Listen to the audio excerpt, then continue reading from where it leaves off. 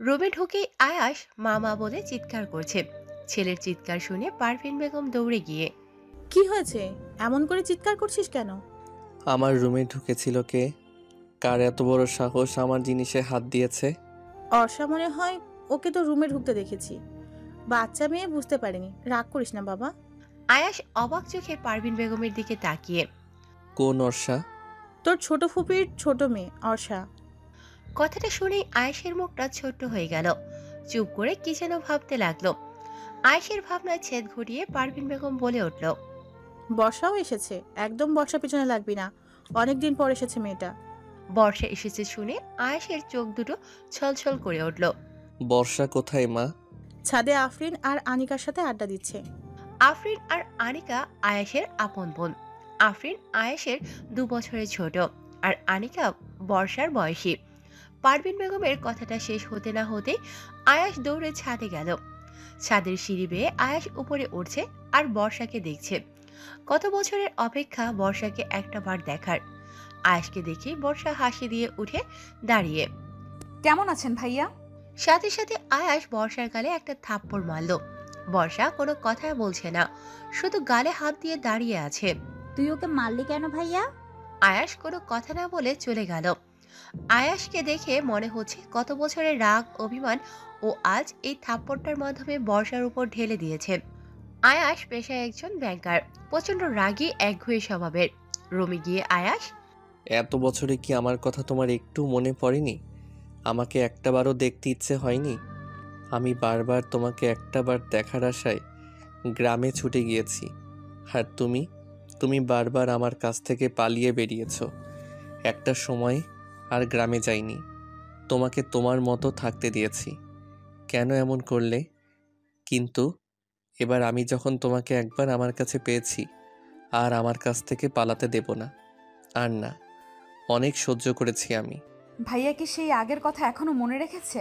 এত বছর পরেও ভোলেনি? আচ্ছা মানলাম ভোলেনি, তাতেও আজ তো আমার কোনো দোষ ছিল না। তাহলে আমাকে হঠাৎ থাপ্পড় মারলো কেন? কি করেছি আমি? এই জন্যই আমি এ বাড়িতে আসতে চাইনি, তাও আসতে হলো। বলে রুমে ঢুকতেই দেখে বিছানায় আয়াস বসে আছে। বিছানায় আয়াসকে দেখেই বর্ষা থতমত খেয়ে রুম থেকে বেরিয়ে যাবে, এমন সময় আয়াস এসে বর্ষাকে শক্ত করে জড়িয়ে ধরল। কি করছেন কি? ছাড়ুন। বর্ষা আয়াসকে ছাড়ানোর অনেক চেষ্টা করলো, কিন্তু পারল না। আমি কি এতটাই খারাপ? কেন করলে এমন?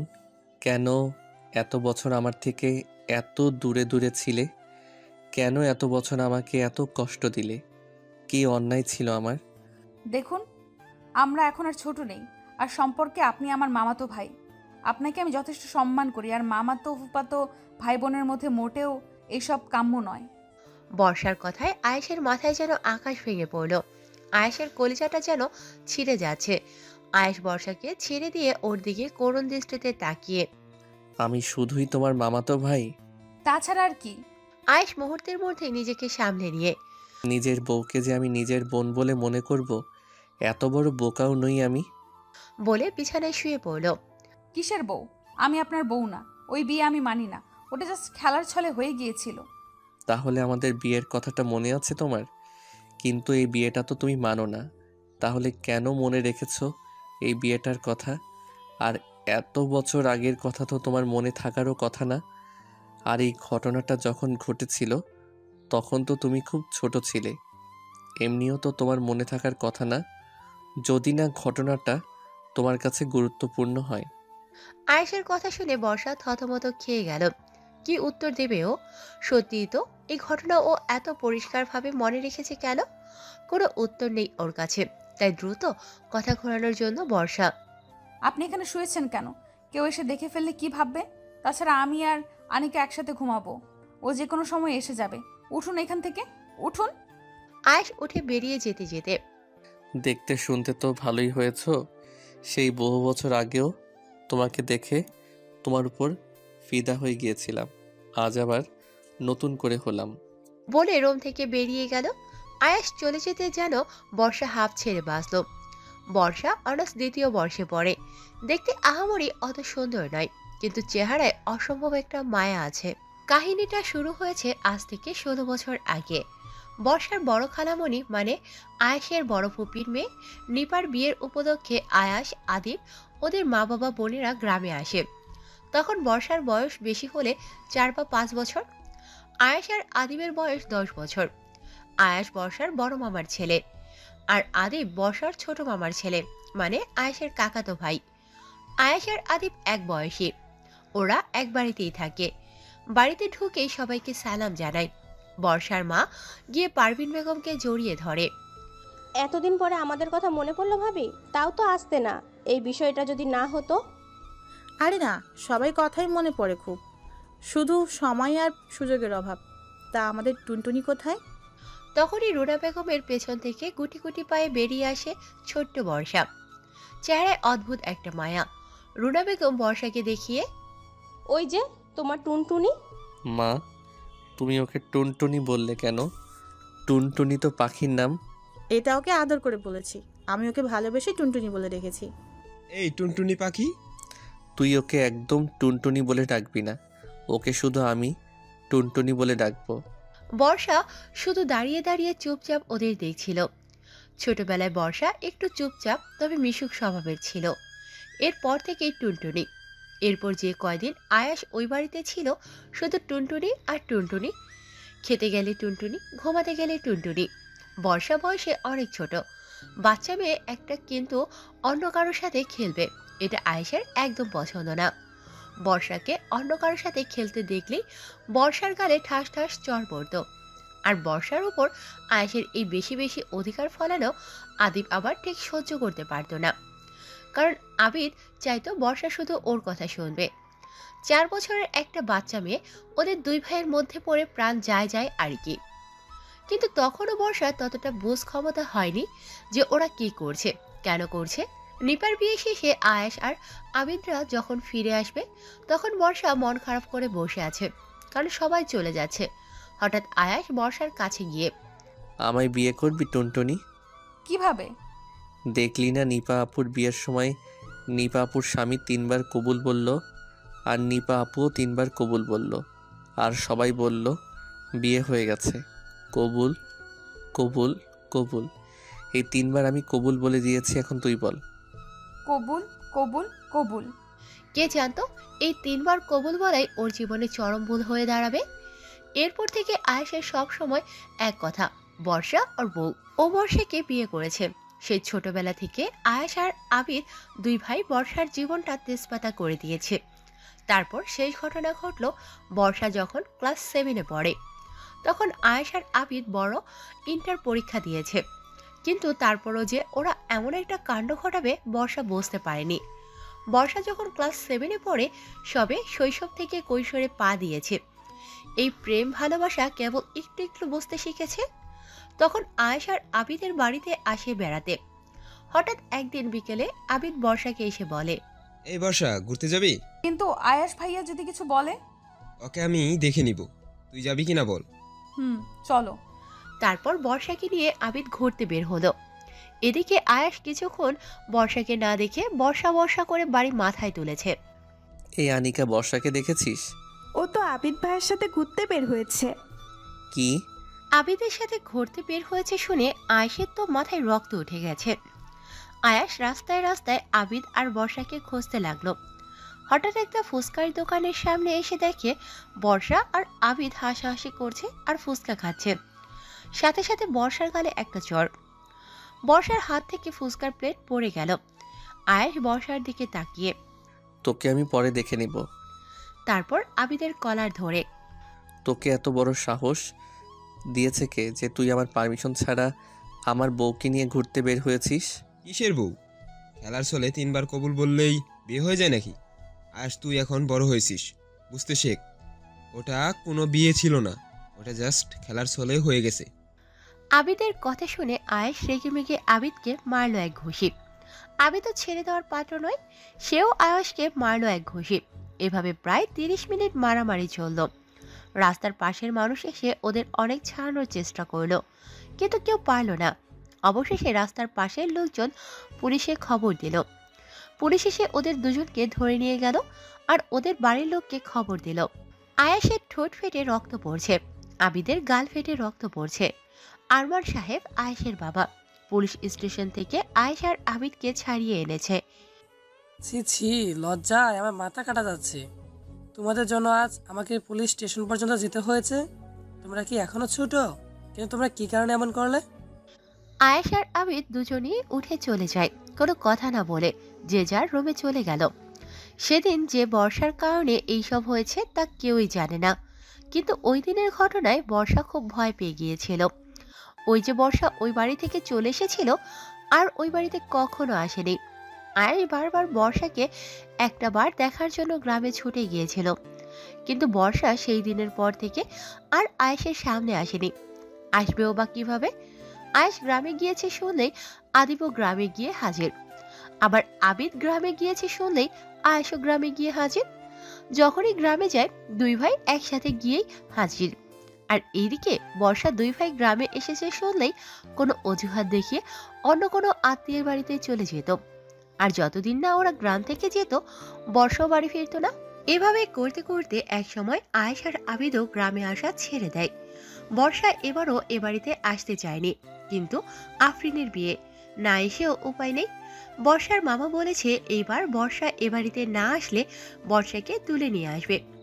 আর তাছাড়া বর্ষা ভেবেছিল আয়েশ এখন বড় হয়েছে, চাকরি করে, এখন হয়তো ও পিছনের কথা সব ভুলে গিয়েছে। আয়েশের হয়তো এখন কোনো গার্লফ্রেন্ডও আছে, কিন্তু বর্ষা সব চিন্তা ভাবনাকে মিথ্যে প্রমাণ করে আয়েশ সব কিছু মনে রেখেছে। এইসব পুরনো কথা ভাবতে ভাবতে বর্ষা কখন যে ঘুমিয়ে পড়েছে টেরই পায়নি। হঠাৎ মাঝরাতে ঘুমের মধ্যে টের পেল কেউ কে আস্তে পিস্তে জড়িয়ে ধরেছে, আর তার গরম নিঃশ্বাস ওর ঘাড়ের উপর পড়ছে। বর্ষা প্রথমে ভেবেছিল আনিকা।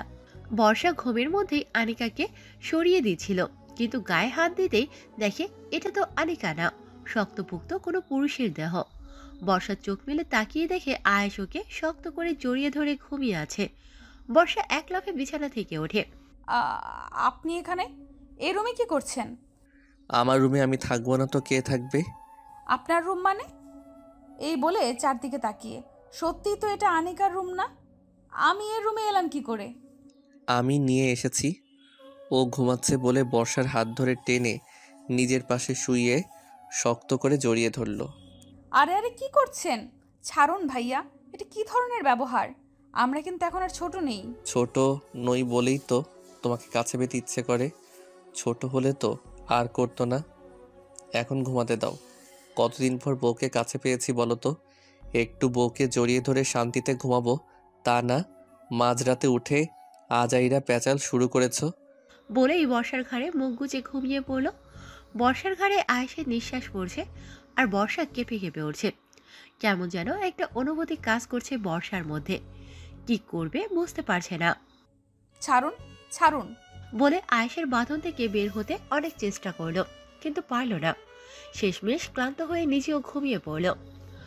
সকালে ঘুম থেকে উঠে বর্ষা আবিষ্কার করলো ও আনিকার রুমেই আছে।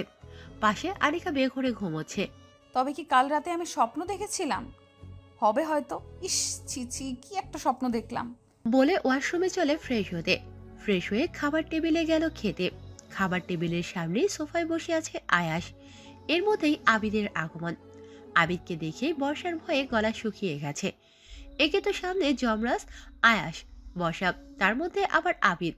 বর্ষা ভয়ে ঢক ঢক করে এক গ্লাস পানি খেয়ে নিল। তুমি বর্ষা না? হুম। কত বড় হয়ে গেছো। আমি তো ভেবেছিলাম তোমার সাথে আর দেখাই হবে না, অবশেষে দেখা হলো। হুম। এদিকে আয়াস বর্ষাকে আর আবিদকে দেখছে আর রাগে ফুঁসছে। বর্ষাকে আবিদের সাথে দেখলে আয়েশের একটু বেশিই রাগ ওঠে, সেই ছোটবেলা থেকেই।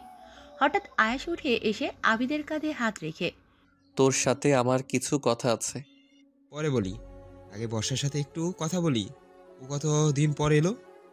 আমার কথাগুলো খুব গুরুত্বপূর্ণ, আফরিনের বিয়ের ব্যাপারে। এই বলে এক প্রকার জোর করেই আবিদকে নিয়ে গেল আয়াস। এই সুযোগে বর্ষা খাবার নিজে সোজা রুমে এসে দরজা আটকিয়ে জোরে একটা নিঃশ্বাস দিল। বাবা, বেঁচে গেলাম। বর্ষা হেঁটে হেঁটে রুমের দিকে যাচ্ছে। এর মধ্যে আয়েশ এক হাত ধরে টেনে বর্ষাকে নিজের রুমে নিয়ে গেল। আরে আরে কি করছেন? আয়েশ কিছু না বলে বর্ষার কানে কি একটা পরিয়ে দিল। এ কি আমার কানে কি পরাচ্ছেন? বলে কানে হাত দিয়ে দেখে ওর কানের দুল। এ কি এটা আপনার কাছে কি করে? এক রাত আমার কাছে ঘুমিয়ে কানের দুল আমার বিছানায় ফেলে গেছো, তারপর রোজ ঘুমালে কি কি ফেলে যাবে? সরি, এক রাতের অর্ধেক। কাল রাতে ওটা স্বপ্ন ছিল না? কেন টুনটুনি, তুমি আমাকে স্বপ্নেও দেখো বুঝি? একদম বাজে কথা বলবেন না, এর জন্যই আমি এই বাড়িতে আসতে চাইনি।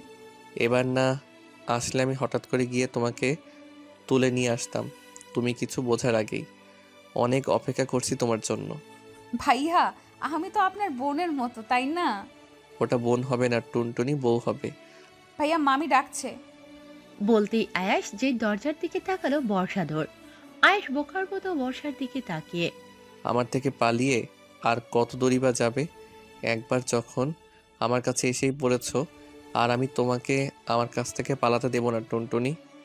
বর্ষা রুমে এসে এদিক থেকে ওদিক পায়চারি করছে আর ভাবছে কি করা যায় এখন, কিভাবে এই আয়াসটার পিছু ছাড়ানো যায়। কি রে বর্ষা, কিছু হয়েছে? তোকে এত চিন্তিত দেখাচ্ছে কেন? আচ্ছা শোন, আমাকে একটা হেল্প করতে পারবি? কি হেল্প? আমাকে একটা ছেলে পছন্দ করে। কি? ছেলেটা কে? বাড়ি কোথায়? দেখতে কেমন? ট্রিট দিবি কবে? আরে থাম না, আগে পুরো কথা শোন। আচ্ছা বল। কিন্তু আমি ছেলেটাকে পছন্দ করি না, আর ছেলেটা কিছুতেই আমার পিছু ছাড়ছে না। এখন কিভাবে আমি ছেলেটার পিছু ছাড়াতে পারি? ও এই ব্যাপার, এর জন্য তুই এত চিন্তা করছিস? শোন তাহলে। কি বললে? ছেলেটাকে বলবি তোর বয়ফ্রেন্ড আছে। কিন্তু আমার তো বয়ফ্রেন্ড নেই। আরে মিথ্যা বলবি। ছেলেটা যদি শোনে তোর বয়ফ্রেন্ড আছে, তুই তাকে অনেক ভালোবাসিস, তাকে ছাড়া বাঁচবি না, তাহলে নিজে থেকেই তোর পিছু ছেড়ে দেবে। তা ঠিক বলেছিস। 5 মিনিট পর আয়াস সোফার উপরে বসে ল্যাপটপে কি যেন করছে। বর্ষা আয়াসের পাশে গিয়ে কাশি দিল। কাশি শুনে আয়াস বর্ষার দিকে তাকালো। আপনার সাথে আমার কিছু কথা আছে। আয়াস অবাক হয়ে বর্ষার দিকে তাকিয়ে। বলো। এখানে বলা যাবে না, রুমে আসুন। বলে রুমে চলে গেল। আয়াসও বর্ষার পিছু গেল। আয়াস রুমে ঢুকতেই বর্ষার দরজা আটকে দিল। ও বউটা দেখে আমাকে না দেখে আর থাকতে পারছে না, আবার দরজাও আটকে দিয়েছে। বউটার দেখে আমার কাছে আসার জন্য আর তর সইছে না। রাখুন তো আপনার বাজে কথা। তা যার জন্য ডেকেছিলাম, জানি না কথাটা শুনে উনি কিভাবে রিয়্যাক্ট করবে। যার রাগ ওনার, না না, ভয় পেলে চলবে না। ওনার পিছু ছাড়াতে হলে আমাকে বলতেই হবে। কি হলো? কোথায় হারিয়ে গেলে টুনটুনি পাখি আমার? আসলে আসলে আসলে আমার না বয়ফ্রেন্ড আছে, তাকে ছাড়া আমি বাঁচবো না, আর সেও আমাকে ছাড়া বাঁচবে না। আপনি শুধু শুধু আমাদের মাঝে আসবেন না, আপনি আমাকে ভুলে যান। কথাগুলো এক নিঃশ্বাসে বলে বর্ষা দম ছাড়ল। কথাগুলো শুনে মুহূর্তের মধ্যে আয়াসের চোখ রক্তবর্ণ ধারণ করলো। আয়াস সজোরে পাশের দেয়ালে এক ঘুষি মারল আর বর্ষাকে দেয়ালের সাথে চেপে ধরল। এবার আয়াসকে দেখে বর্ষা খুব ভয় পেয়ে গেল। বর্ষা ভয়ে ভয়ে একটা ঢোক গেলে। রাগ করবেন না ভাইয়া, আসলে ভালোবাসা এমনিই হয়ে যায়। আর আমি আপনাকে এই কথা বলতে চাইনি, কিন্তু এখন দেখছি না বলেও উপায় নেই, তাই। এই চুপ, একদম চুপ। আমাকে কি ভেবেছিস তুই তোর বয়ফ্রেন্ডের কথা বলবি আর আমি তোকে ছেড়ে দিব? ছেড়ে দিলে তো আগেই দিতাম। এখনো তোর জন্য অপেক্ষা করতাম নাকি? তোর জন্য আমি আমার ভাইয়ের গায়ে হাত তুলতেও 2বার ভাবিনি। তাহলে একবার ভাব, আমি তোর বয়ফ্রেন্ডের কি করব? তোর বয়ফ্রেন্ডকে কেটে টুকরো টুকরো করে নদীতে ভাসিয়ে দেব। চিনিস আমাকে? তুই আমাকে ভালোবাসিস আর না বাসিস, তুই আমার এত বছর নিজের শৈশব কৈশোর সব নষ্ট করেছি তোর জন্য। কলেজে কোনো মেয়ে আমার গা ঘেঁষে এসে কথা বলতে চাইলেও সাথে সাথে বলে দিয়েছে আমি বিবাহিত। আমার অফিসের সব স্টাফরা পর্যন্ত জানে আমি বিবাহিত। আর তুই কিনা এখন বলছিস তোর বয়ফ্রেন্ড আছে? আমি অতটাও ভালো ছেলে না যে তুই বলবি তোর বয়ফ্রেন্ড আছে। আর আমি কেঁদে কেটে দেবদাস হয়ে তোকে নিয়ে গিয়ে তোর বয়ফ্রেন্ডের হাতে তুলে দেব, আর তাকিয়ে তাকিয়ে তোদের ভালোবাসা দেখব। এখানেই তোকে প্রেগনেন্ট করে দেব। তারপর বাচ্চার হাত ধরে গিয়ে তোর বয়ফ্রেন্ডের সামনে বলিস আমার বাচ্চার বাবা আয়াস। বলে বর্ষাকে ছেড়ে দিয়ে হন হন করে রুমের থেকে বেরিয়ে গেল। বর্ষা কোনো কথা বোঝে না, শুধু মুগ্ধ হয়ে আয়াসের কথাগুলো শুনছে। মানুষটা আমায় এতটা ভালোবাসে, সে ছোটবেলা থেকে আমার জন্য এত কিছু করেছে, আর আমি কখনো তাকে বুঝতে চাইনি। তাকে ভুল বুঝে সব সময় দূরে সরিয়ে রেখেছি। আমি জানি তুমি আমার থেকে বাঁচার জন্য মিথ্যে বলেছ। তুই মিথ্যে বলায় খুব কাঁচা টুনটুনি। তোমার চোখ দেখেই বুঝে গিয়েছিলাম তুই মিথ্যা বলছো। কিন্তু আমার খারাপটা লেগেছে এই জায়গায় যে তুমি আমার থেকে বাঁচতে চাইছো, দূরে যেতে চাইছো আমার থেকে। আমি কি এতটাই খারাপ?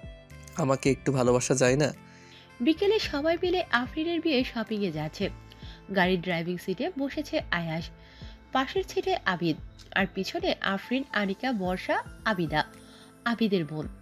বর্ষা বারবার আয়াসের দিকে তাকাচ্ছে আর ভাবছে। উনি কি এখনো আমার উপর রেগে আছে? আর আয়াস একটা বারের জন্য বর্ষার দিকে তাকাচ্ছে না, শুধু সামনের দিকে তাকিয়ে গাড়ি চালাচ্ছে। হঠাৎ বর্ষা, ভাইয়া। তোমার কি কোনো বয়ফ্রেন্ড আছে? আবিদের প্রশ্নটা শুনে বর্ষা চুপসে গেল। কি উত্তর দেবেও? পাশেই ও আয়াস বসে আছে। আজ সকালে আয়াসকে বলেছে ওর বয়ফ্রেন্ড আছে, আর ও ওর বয়ফ্রেন্ডকে খুব ভালোবাসে। মাঝখান থেকে আরে না ভাইয়া, ওর কোনো বয়ফ্রেন্ড নেই। একটা মজার ঘটনা শোনো। কি? বর্ষাকে নাকি কোনো ছেলে পছন্দ করে। কথাটা বলার সাথে সাথে আয়েশ আর আবিদ দুজনেই বর্ষার দিকে তাকালো। বর্ষা বারবার আনিকাকে ইশারা করছে, কিন্তু আনিকা কিছু শুনছেই না। আরে বর্ষা, লজ্জা পাচ্ছিস কেন? এখানে তো তোর কোনো দোষ নেই। এই মেয়েটা আজ আমাকেও মারবে আর নিজেও মরবে। তা যা বলছিলাম, একটা ছেলে বর্ষাকে পছন্দ করে। সে কিছুতেই বর্ষার পিছু ছাড়ছিল না। তারপর বর্ষা আমার কাছে আসলো কিভাবে ছেলেটার পিছু ছাড়ানো চাই। আমি বর্ষাকে বুদ্ধি দিলাম, তুই ছেলেটাকে বলিস তোর বয়ফ্রেন্ড আছে, তাহলেই ও তোর পিছু ছেড়ে দিবে। আমি ভালো বুদ্ধি দিয়েছি না আয়েশ ভাইয়া? কথাগুলো শোনা মাত্রই আয়াস অগ্নিদৃষ্টিতে একবার আনিকার দিকে তাকালো, একবার বর্ষার দিকে। মনে হচ্ছে এখনই ওদের দুজনকে পুড়িয়ে ছাই করে দেবে। হারে বলছি, আয়াস ভাইয়া আমাদের দিকে এভাবে তাকাচ্ছে কেন? কারণ আমাদের দুজনের কপালেই আজ দুঃখ আছে। কেন? আমরা কি করেছি? তা পরেই বুঝবি। ছেলেটা তোমার পিছন ছেড়েছে? না হয় আমাকে একবার ছেলেটার নাম বলো, মেরে ওর হাড়গোড় ভেঙে ফেলবো। কি বলিস আয়াস?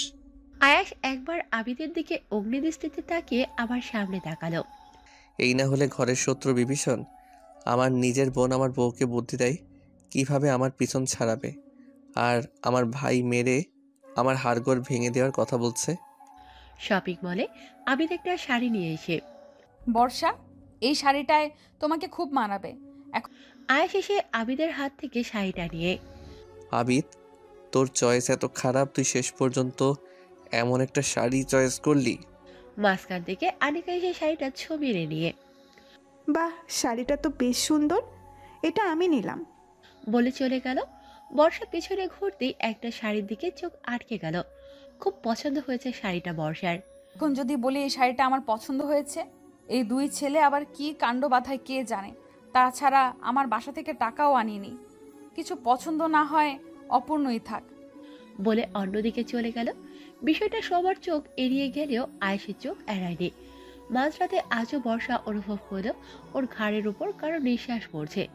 বর্ষা লাফ দিয়ে উঠে আয়েশকে দেখে এক ধাক্কা দিল। আয়েশ হকচকিয়ে ওঠে। কি কি কি হয়েছে? আপনি আবার আজ আমাকে এই রুমে এনেছেন কেন? আয়েশ বর্ষার হাত ধরে টেনে নিয়ে নিজের বুকের সাথে মিশিয়ে, আমার বউকে আমার ঘরে আনবো না তো কোথায় আনবো? কিসের বউ? তোমার সাথে এত রাতে আমার এই বিষয়ে তর্ক করার কোনো ইচ্ছা নেই। আমাকে ঘুমাতে দাও টুনটুনি। আপনি না আমার উপর রেগেছিলেন? রাগ অভিমান সব দিনে, রাতে বউয়ের সাথে কোনো রাগ অভিমান নেই। বলেই বর্ষাকে জড়িয়ে ধরে শুয়ে পড়ল। ছাড়ুন ছাড়ুন বলে সরে যেতে চাইল।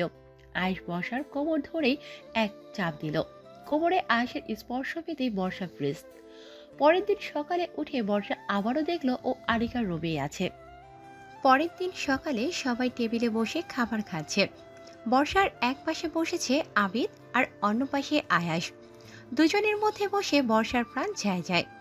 এই পাশ থেকে আবিদ বর্ষা বর্ষা করছে আর খাচ্ছে, আর ওই পাশ থেকে আয়াস বর্ষার দিকে অগ্নিদৃষ্টিতে তাকিয়ে আছে। খুব অস্বস্তি লাগছিল বর্ষার, তাই খাওয়া রেখেই উঠে পড়ল বর্ষা। এ কি বর্ষা, খাওয়া রেখে উঠলে কেন? আমার খাওয়া হয়ে গিয়েছে। কি বলো, এইটুকু খেলে কিভাবে হবে? বসো, সবটা শেষ করো। এইদিকে আবিদের কথা শুনছে আর আয়াস রাগে ফুঁসছে। বর্ষা আয়াসের রুমের পাশ থেকে হেঁটে যাচ্ছে। এর মধ্যে আয়াস বর্ষাকে টেনে নিয়ে দেয়ালের সাথে চেপে ধরল। আবিদের সাথে এত মাখামাখি কিসের? কই এখন অবধি আবিদ ভাইয়া সেদে সেদে কথা বললে আমি কি করব? অত কিছু বুঝি না, তোমার সাথে আমার অন্য কারো সহ্য হয় না, ব্যাস এইটুকুই জানি। বাচ্চাদের মতো করছেন কেন? তুমি জানো না কেন বাচ্চাদের মতো করছি? না আমি জানি না ভাইয়া। এই তুমি কি বললে? একদম ভাইয়া বলবে না। আর 100 বার বলবো ভাইয়া ভাইয়া ভাইয়া ভাইয়া ভাইয়া। একবার ভাইয়া বললে কিন্তু খুব খারাপ হবে টুনটুনি। কি করবেন আপনি? বলতেই আয়াস নিজের ঠোঁট দুটো বর্ষার ঠোঁটের সাথে মিলিয়ে দিল। আয়াসের এমন কাণ্ডে বর্ষা অবাকের চূড়ান্ত সীমায় পৌঁছে গেছে। চোখ দুটো বড় হয়ে মনে হচ্ছে এখনই বেরিয়ে আসবে। একটু পর আয়াস বর্ষাকে ছেড়ে দিয়ে বর্ষার কোমর ধরে একদম নিজের কাছে নিয়ে এসে আর বলবে ভাইয়া? এটা কি করলেন ভাইয়া? বলতেই আয়াস আবার নিজের ঠোঁট দুটো বর্ষার ঠোঁটের সাথে মিলিয়ে দিল। বর্ষা আয়াসকে নিজের থেকে ছাড়ানোর অনেক চেষ্টা করছে, কিন্তু আয়াসের ওইদিকে কোনো ভ্রুক্ষেপ নেই। আয়াস বর্ষার ঠোঁটে স্বাদ নিতে ব্যস্ত। এখন বর্ষারও আর কিছু বলার নেই। কোনো এক অজানা অনুভূতি বর্ষাকে ঘিরে ধরেছে। বর্ষা ফ্রিজ হয়ে দাঁড়িয়ে আর বর্ষাকে কিছু না বলতে দেখে আয়াস আরও সাহস পেয়ে গেল। এবার রীতিমতো আয়াস বর্ষার ঠোঁট চষতে শুরু করলো, যেন বর্ষার ঠোঁট থেকে মধু খাচ্ছে। প্রায় 7-8 মিনিট পর বর্ষাকে ছেড়ে দিয়ে আয়াস নিজের বৃদ্ধা আঙ্গুলি দিয়ে বর্ষার ঠোঁটে স্লাইড করতে করতে ফের যদি ভাইয়া বলো এর থেকেও খারাপ হবে। ও সরি, খারাপ বলছি কেন? এর থেকেও রোমান্টিক কিছু হবে। বর্ষা এখনো স্ট্যাচুর মতো দাঁড়িয়ে আছে। আয়েশের কোনো কথা যেন ওর কানে যাচ্ছে না। বর্ষাকে কোনো কথা বলতে না দেখে বর্ষার চোখের সামনে আয়েশ তুড়ি বাজিয়ে, এই বর্ষা কোথায় হারিয়ে গেলে? নাকি এখনো আমার ঠোঁটের মধ্যে ডুবে আছো?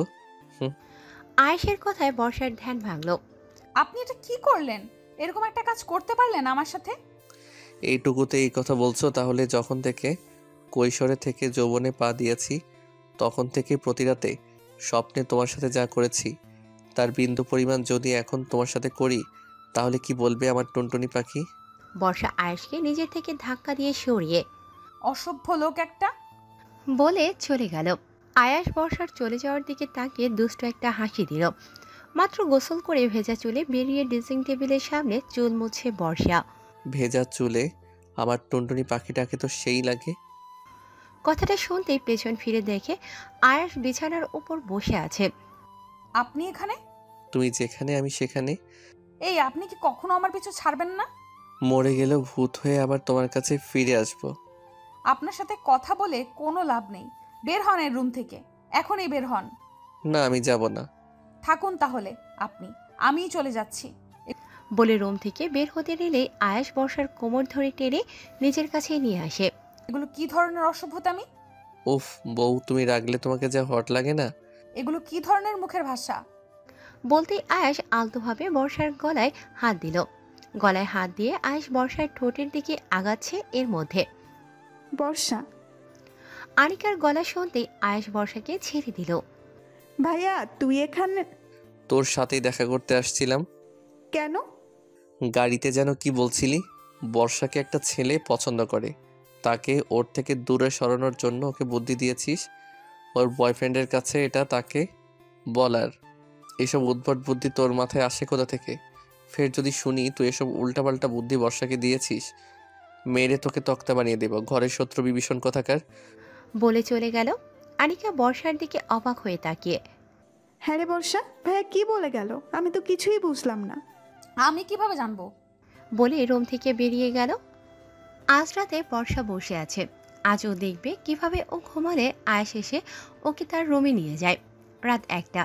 কে যেন দরজা খুলে বর্ষার রুমের ভিতর আসছে। আপনি আবার এসেছেন? তুমি ঘুমাওনি? আমাকে আপনার রুমে নিয়ে যেতে দেব না। ওকে কি আর করার? আমার বউ আমাকে ছেড়ে ঘুমাতে পারলেও আমি তো আমার বউকে ছাড়া ঘুমাতে পারবো না। আজ তাহলে আমি এখানেই ঘুমাবো বউয়ের সাথে। বলেই বিছানায় শুয়ে পড়ল। বর্ষা হন্তদন্ত হয়ে উঠে দাঁড়িয়ে, আরে কি করছেন? আনিকা উঠে যাবে তো। বর্ষা দাঁড়াতেই আয়েশ বর্ষাকে কোলে তুলে নিয়ে হাঁটা শুরু করলো। আরে আরে কি করছেন? আমাকে নামান, আমি আপনার রুমে যাব না। এত চিৎকার করছো কেন? বাড়ির সবাই উঠে যাবে তো। উঠুক, উঠে দেখুক বাড়ির ছেলে মাঝরাতে আমার সাথে কি ধরনের অসভ্যতামি শুরু করেছে। বাড়ির সবাই উঠলে তোমারই সমস্যা। তুমি তো জানোই আমার একটা লজ্জা শরম কম, কিন্তু তোমার তো লজ্জা শরম নাগের ডগায়। বলে বর্ষাকে বিছানায় শুয়ে বর্ষাকে জড়িয়ে ধরে ঘুমিয়ে পড়ল। বর্ষারও কিছু করার নেই। এত বড় একটা পুরুষ মানুষের সাথে ও শক্তিতে কি করে কুলিয়ে উঠতে পারে। সকালে উঠে বর্ষা দেখে ও ওর রুমেই আছে। কবে যে এই বাড়ি থেকে চলে যেতে পারবো কে জানে। বর্ষা ফ্রেশ হয়ে সিঁড়ি থেকে নিচে নামছে। এর মধ্যে একটা ছেলে দৌড়ে এসে, আরে বর্ষা না, আরে অয়ন, তুই এখানে? আমার ভাইয়ের বিয়ে, ভাবির সাথে একটু দেখা করতে এলাম। তুই এখানে? তোর ভাবি আমার বোন। তাহলে এখন তো আমরা বিআই বিয়ান, কি বলো? বলে দুজনই হেসে দিল। অয়ন বর্ষার ক্লাসমেট। এদিকে বুকে হাত গুজে আবিদ আর আয়ান দুজনই দেখছে বর্ষা অয়ন হেসে হেসে কথা বলছে। ওদের দুজনের চোখ দিয়ে যেন আগুন ঝরছে। আবিদ ছেলেটাকে, সে আফরিনের হবু বরের খালাতো ভাই। যাই হোক, ওর কপালে দুঃখ আছে। দুঃখের থেকেও বেশি কিছু আছে। একটু পর বর্ষাকে একা দেখতে পেয়ে আবিদ আর আয়াস দুজনই ওর কাছে গেল। ছেলেটা কে? ছেলেটার সাথে হেসে হেসে এত কি বলছিলে? বর্ষা কিছু বলতে যাবে এর মধ্যে ছেলেটা কি আমাদের থেকে সুন্দর যে ওর সাথে কথা বলতে গিয়ে তোমার মুখে হাসি ফুটে উঠলো? কই, আমার সাথে কথা বলার সময় তো তোমার মুখে হাসি ফোটে না। কি যাতা বলছেন? ও হলো। ও কি এমন বলছিল যাতে তোমার এত হাসি পেল? ওই ছেলেটাকে আমি আজই মেরে পুঁতে ফেলবো। আরে আমার পুরো কথা শুনবেন তো। কি শুনবো? ওই ছেলেকে তো আমি কেটে টুকরো টুকরো করব। কেন, টুনটুনি ওকে মারবো বলে তোমার কষ্ট হচ্ছে? থুর, ও আমার ক্লাসমেট আর আমার বেস্ট ফ্রেন্ডের বয়ফ্রেন্ড। আবিদ আর আয়াস দুজনে একসাথে বুকে হাত গুজে ও বলে চলে গেল। আজব তো। আফরিনের গায়ে হলুদের অনুষ্ঠানে সবাই নাচবে, তাই ছাদে নাচ প্র্যাকটিস করছে। নাচতে নাচতে হঠাৎ বর্ষার পড়ে যাওয়ার উপক্রম। বর্ষাকে পড়ে যেতে দেখে আবিদ আর আয়াস দুজনেই দৌড়ে এলো বর্ষাকে ধরবে বলে। বর্ষাকে ধরার থেকেই ওদের মাথায় চিন্তা ছিল যে ওরা একে অপরের বর্ষাকে ধরতে দেবে না। মাঝখান থেকে বর্ষার ঠাস। ও মাগো। আর আয়াস আর আবিদ দুজন জড়াজড়ি করে দাঁড়িয়ে আছে। সবাই বর্ষা আর আবিদের দিকে অবাক হয়ে তাকিয়ে আছে। বর্ষাও আবিদ আর আয়েশের দিকে হাঁ করে তাকিয়ে আছে। আবিদ আর আয়াস একে অপরের দিকে তাকিয়ে হকচকিয়ে পেয়ে দুজন দুজনকে ছেড়ে অন্য পাশে গিয়ে দাঁড়ালো। বর্ষা পায়ে একটু ব্যথা পেয়েছে, তাই ছাদে একটা চেয়ারে বসে বসে সবার নাচ দেখছে। আর বর্ষার দুই পাশে আবিদ আর আয়াস দাঁড়িয়ে আছে। দেখে মনে হচ্ছে ওরা দুজন বর্ষার বডিগার্ড। বর্ষার এবার অস্বস্তি লাগছে। বর্ষা উঠে ঘরের দিকে পা বাড়াতেই, কোথায় যাচ্ছ বর্ষা? ভালো লাগছে না, একটু রুমে যাব। কেউ কিছু বুঝে ওঠার আগেই আয়েশ এসে বর্ষাকে কোলে তুলে নিয়ে হাঁটা শুরু করলো। সবাই ওদের দিকে অবাক হয়ে তাকিয়ে আছে। আর আয়েশকে বর্ষাকে কোলে তুলে নিতে দেখে আবিদের কলিজার মধ্যে মোচড় দিয়ে উঠল। এদিকে এই আবিদের বর্ষার প্রতি এত কেয়ার আনিকার একটুও ভালো লাগছে না, কারণ আনিকা ছোটবেলা থেকেই আবিদকে পছন্দ করে। আয়াস বর্ষাকে কোলে নিয়ে রুমে গেল। কি করছেন? নিচে নামান আমাকে। সবাই কি ভাবলো বলুন তো? আয়েশ বর্ষাকে নিজের কোল থেকে নামিয়ে বিছানায় বসিয়ে বর্ষার পায়ের কাছে বসে বর্ষার পা ধরে, দেখি কোথায় ব্যথা পেয়েছো। কি হচ্ছেটা কি? পা ছাড়ুন। বলতেই আয়েশ বর্ষার পা ধরে চাপ দিতেই আয়েশ একটা মলম নিয়ে বর্ষার পায়ে লাগিয়ে দিল। তারপর উঠে বর্ষার পাশে বসে বর্ষার কোমর ধরে নিজের সাথে মিশিয়ে নিল। তোমার এইভাবে নাচানাচির কি প্রয়োজন ছিল? সবাই তো আফরিন আপুর গায়ে হলুদে নাচবে, তাই আমিও। সবাই নাচলে তোমাকেও নাচতে হবে নাকি? বর্ষা চুপ। এখন চুপ করে আছো কেন? পরে গিয়ে যদি বেশি ব্যথা পেতে? আর বলে দিলাম, তোমার নাচানাচির একদম দরকার নেই। তোমাকে যেন আফরিনের গায়ে হলুদে একদম নাচতে দেখি না। ভাইয়া? ভাইয়া বলতে বারণ করেছিলাম না? ভাইয়া বলবো না তো কি বলবো? কিছু একটা বলে ডাকতে হবে তো। জানু, বেবি, কলিজা, জানেমান, যে কোনো একটা বলে ডাকতে পারো। অসভ্য। আচ্ছা, এটা বলেই ডেকো, তবুও ভাইয়া বলে ডেকো না। পরের দিন সকালে বর্ষা কোথাও আয়েশকে দেখতে পারছে না। ওর চোখ দুটো শুধু আয়েশকেই খুঁজছে, কিন্তু কোথাও পাচ্ছে না। আর কাউকে কিছু জিজ্ঞেসও করতে পারছে না। খুব অস্থির অস্থির লাগছে ওর। দুপুর গড়িয়ে বিকেলে আয়েশের দেখা নেই। বর্ষা ওর রুমেই বসেছিল। হঠাৎ শুনে নিচে চিৎকার চেঁচামেচি। বর্ষা দৌড়ে নিচে নামতেই দেখে আয়েশ এসেছে। অ্যাক্সিডেন্ট করেছে, কপালে কতখানি ফেটে গেছে ব্যান্ডেজ করা। ও দূর থেকে দাঁড়িয়ে দেখছে। এই অবস্থায় আয়েশকে দেখে বর্ষার কলিজাটা ছিঁড়ে যাচ্ছে। কেন ওর এমন লাগছে? বর্ষার ইচ্ছে করছে এখনই দৌড়ে গিয়ে আয়েশকে শক্ত করে জড়িয়ে ধরতে পারত, কিন্তু তাও পারছে না। কেমন করে হলো? তুই আমাদের কেন জানালি না? বলেই খেতে দিল। মা, কেঁদো না, আমি ঠিক আছি। তোমরা চিন্তা করবে বলে জানাইনি। বড় হয়ে গেছিস তো তুই। হ্যাঁ, আমরা তো তোর কেউ না। অ্যাক্সিডেন্ট করেছিস আমাদের কেন জানাবি? আমাকে অন্তত একটা কল করতে পারতি। ভিড়ের মধ্যে সবাই আছে, কিন্তু আয়াস শুধু বর্ষাকেই দেখছে না, ওর চোখ শুধু বর্ষাকেই খুঁজছে। আমি এলাম, তুমি একটাবারও আমাকে দেখতে আসলে না। আমি যে সারাদিন বাসায় ছিলাম না, তোমার আমার জন্য একটু চিন্তা হয়নি? তবে কি তুমি আমাকে একটু ভালোবাসো না? আমার ভালোবাসাটা কি শুধুই একতরফা? মুহূর্তের মধ্যে আয়েশের মনে আকাশ সমান অভিমান জন্মেছে। ওর খুব কষ্ট হচ্ছে, ও আর এখানে দাঁড়িয়ে থাকতে পারল না। আমি রুমে যাচ্ছি, আমার শরীরটা ভালো লাগছে না। বলে রুমে চলে গেল। আয়েশের ঘর ফাঁকা হতে হতে অনেক রাত হয়ে গেল। এক প্রকার জোর করে আয়েশ সবাইকে বাইরে বের করে দিল, কারণ আয়েশ এখন একটু একা থাকতে চায়। ওর কিচ্ছু ভালো লাগছে না। তুমি কি এখনো আমার অ্যাক্সিডেন্টের খবর পাওনি? একটাবার আমাকে দেখতেও আসলে না। মাঝরাতে সবাই আয়েশের ঘর থেকে চলে যেতে বর্ষা পা টিপে টিপে আয়েশের ঘরে ঢুকলো। ঘরে ঢুকে দেখলো আয়েশ ঘুমোচ্ছে। যাক বাবা, পাচিটা ঘুমিয়েছে। এমনিতেই আমাকে দেখলেই শুধু আমার কাছে আসার বাহানা খোঁজে। আর এখন যদি দেখে আমি মাঝরাতে নিজে থেকে ওর রুমে এসেছি, তাহলে আবার অসভ্যতামি শুরু করবে। আয়েশ আসলে ঘুমায়নি, চোখ বন্ধ করেছিল। হঠাৎ রুমের মধ্যে কাউকে অনুভব করে চোখ মেলে দেখে বর্ষা। একটা মুচকি হাসি দিয়ে সাথে সাথে আয়েশ আবার চোখ বন্ধ করে নিল। তা অবশ্য বর্ষার চোখে পড়েনি। তা ম্যাডাম, এতক্ষণে আপনার আসার সময় হলো? বর্ষা আয়েশের কাছে গিয়ে আয়েশের মাথায় হাত বুলিয়ে দিল। আয়েশের এ অবস্থা যেন বর্ষার সহ্য হচ্ছে না। নিজের অজান্তেই ওর চোখ থেকে গড়িয়ে এক ফোঁটা পানি পড়ল আয়েশের মাথার উপর। আমার জন্য এত কষ্ট পাচ্ছ তুমি? আর বলো আমাকে ভালোবাসো না? আজ অ্যাক্সিডেন্টটা না করলে তো জানতেই পারতাম না আমার টুনটুনি পাখিটা আমায় এত ভালোবাসে। আমার এই সামান্য একটু আঘাতের জন্য সে কাঁদছে। এর জন্যই বলে আল্লাহ যা করে ভালোর জন্যই করে। বর্ষার হঠাৎ চোখ পড়ল আয়েশের ঠোঁটের দিকে। আয়েশের ঠোঁটের দিকে তাকিয়ে বর্ষার যেন নেশা লেগে যাচ্ছে। ইচ্ছে করছে এই ঠোঁটের স্বাদ নিতে। স্বাদ পাস না ভেবে বর্ষা নিজের ঠোঁট দুটো আয়েশের ঠোঁটের সাথে মিলিয়ে দিল। বর্ষার এমন কাণ্ডে আয়েশ তো অবাকের চূড়ান্ত সীমায় পৌঁছে গেছে। আমি স্বপ্ন দেখছি না তো? এরপর তুমি বলবে আমাকে ভালোবাসো না? না না, এখনই চোখ খোলা যাবে না।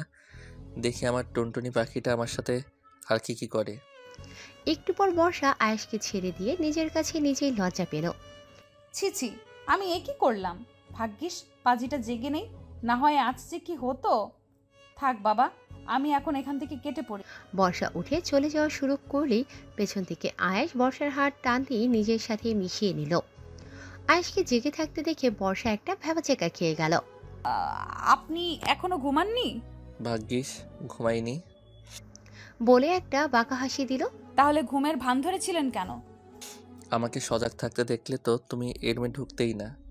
আর তুমি এই রুমে না আসলে আমি কিভাবে জানতাম আমার টুনটুনি পাখিটা আমাকে এতটা ভালোবাসে? মোটেও না। আমি আপনাকে ভালোবাসতে যাব কোন দুঃখে? তাই নাকি? আচ্ছা, মানলাম তুমি আমাকে ভালোবাসো না, কিন্তু একটু আগে আমাকে ঘুমন্ত ভেবে যেভাবে আদর করছিলে ওইভাবে আদর করো। বর্ষা এবার খুব লজ্জা লাগছে। লজ্জায় ওর ইচ্ছে করছে মাটির সাথে মিশে যেতে পারত। বর্ষা, তুই এত বড় একটা ভুল করলি কিভাবে? তোর লজ্জা শরম নেই কিছু? একটু আগে একটা ছেলেকে ছি ছি ছি। কি হলো, করো না, আমি পারবো না। ছাড়ুন তো। পারবে না? শিওর তো? ওকে। বলে বিছানা থেকে উঠে বসে নিজের মাথায় ব্যান্ডেজ খোলা শুরু করলো। এ কি করছেন? একটু আগে যেটা বললাম সেটা না করলে আমি এই ব্যান্ডেজ খুলে ফেললাম, আমি মরি বাঁচি তাতে কারো তো কিছু যায় আসে না, তাই না? আপনি তো একটা মানুষ বটে। আচ্ছা, করছি। এই তো টুনটুনি লাইনে আসছো। আমি জানতাম তুমি আমার কষ্ট হবে এমন কিছু করতে পারবে না। চোখ বন্ধ করুন। চোখ বন্ধ করতে হবে কেন? একটু আগেই তো করলা। তখন আপনার চোখ বন্ধই ছিল। এখন একটু চোখ খোলা অবস্থায় দাও না, আমি একটু দেখি। না, চোখ বন্ধ না করলে আমি পারবো না, আমি গেলাম।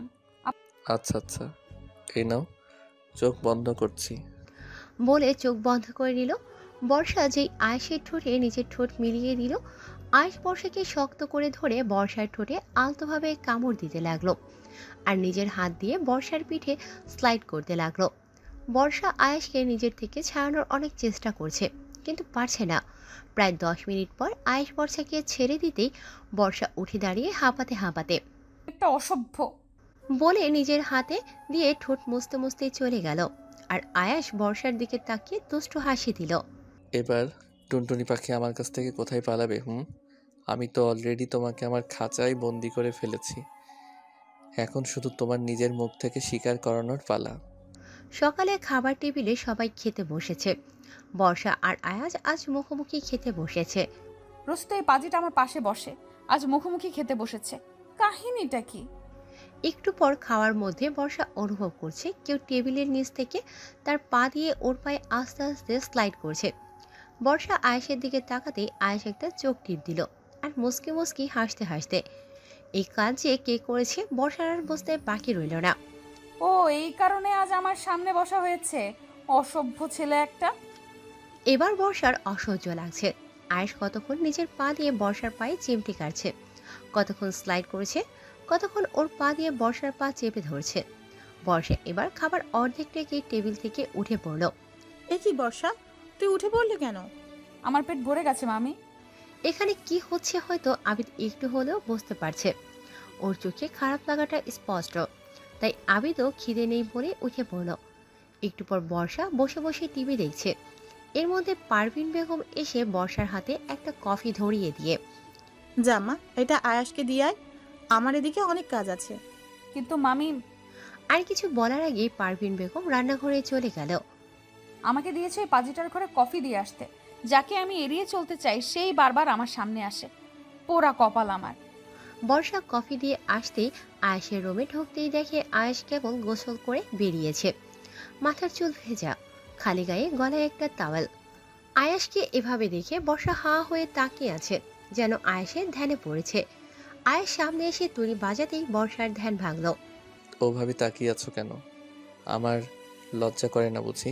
এ তো ভূতের মুখে রাম নাম, আপনার আবার লজ্জা? মামি আপনার জন্য কফি পাঠিয়েছে। বলে টেবিলের ওপর কফি রেখে চলে যাওয়া শুরু করলো।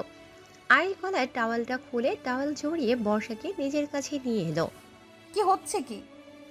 কোথায় যাচ্ছ শুনি? কেন, কোনো কাজ আছে নাকি? আছে তো। কি কাজ? এই যে আমার গা মুছে দাও। আমি পারবো না। আচ্ছা, তুমি আমার গা মুছে দিলে না দিলে আমিও মুছবো না।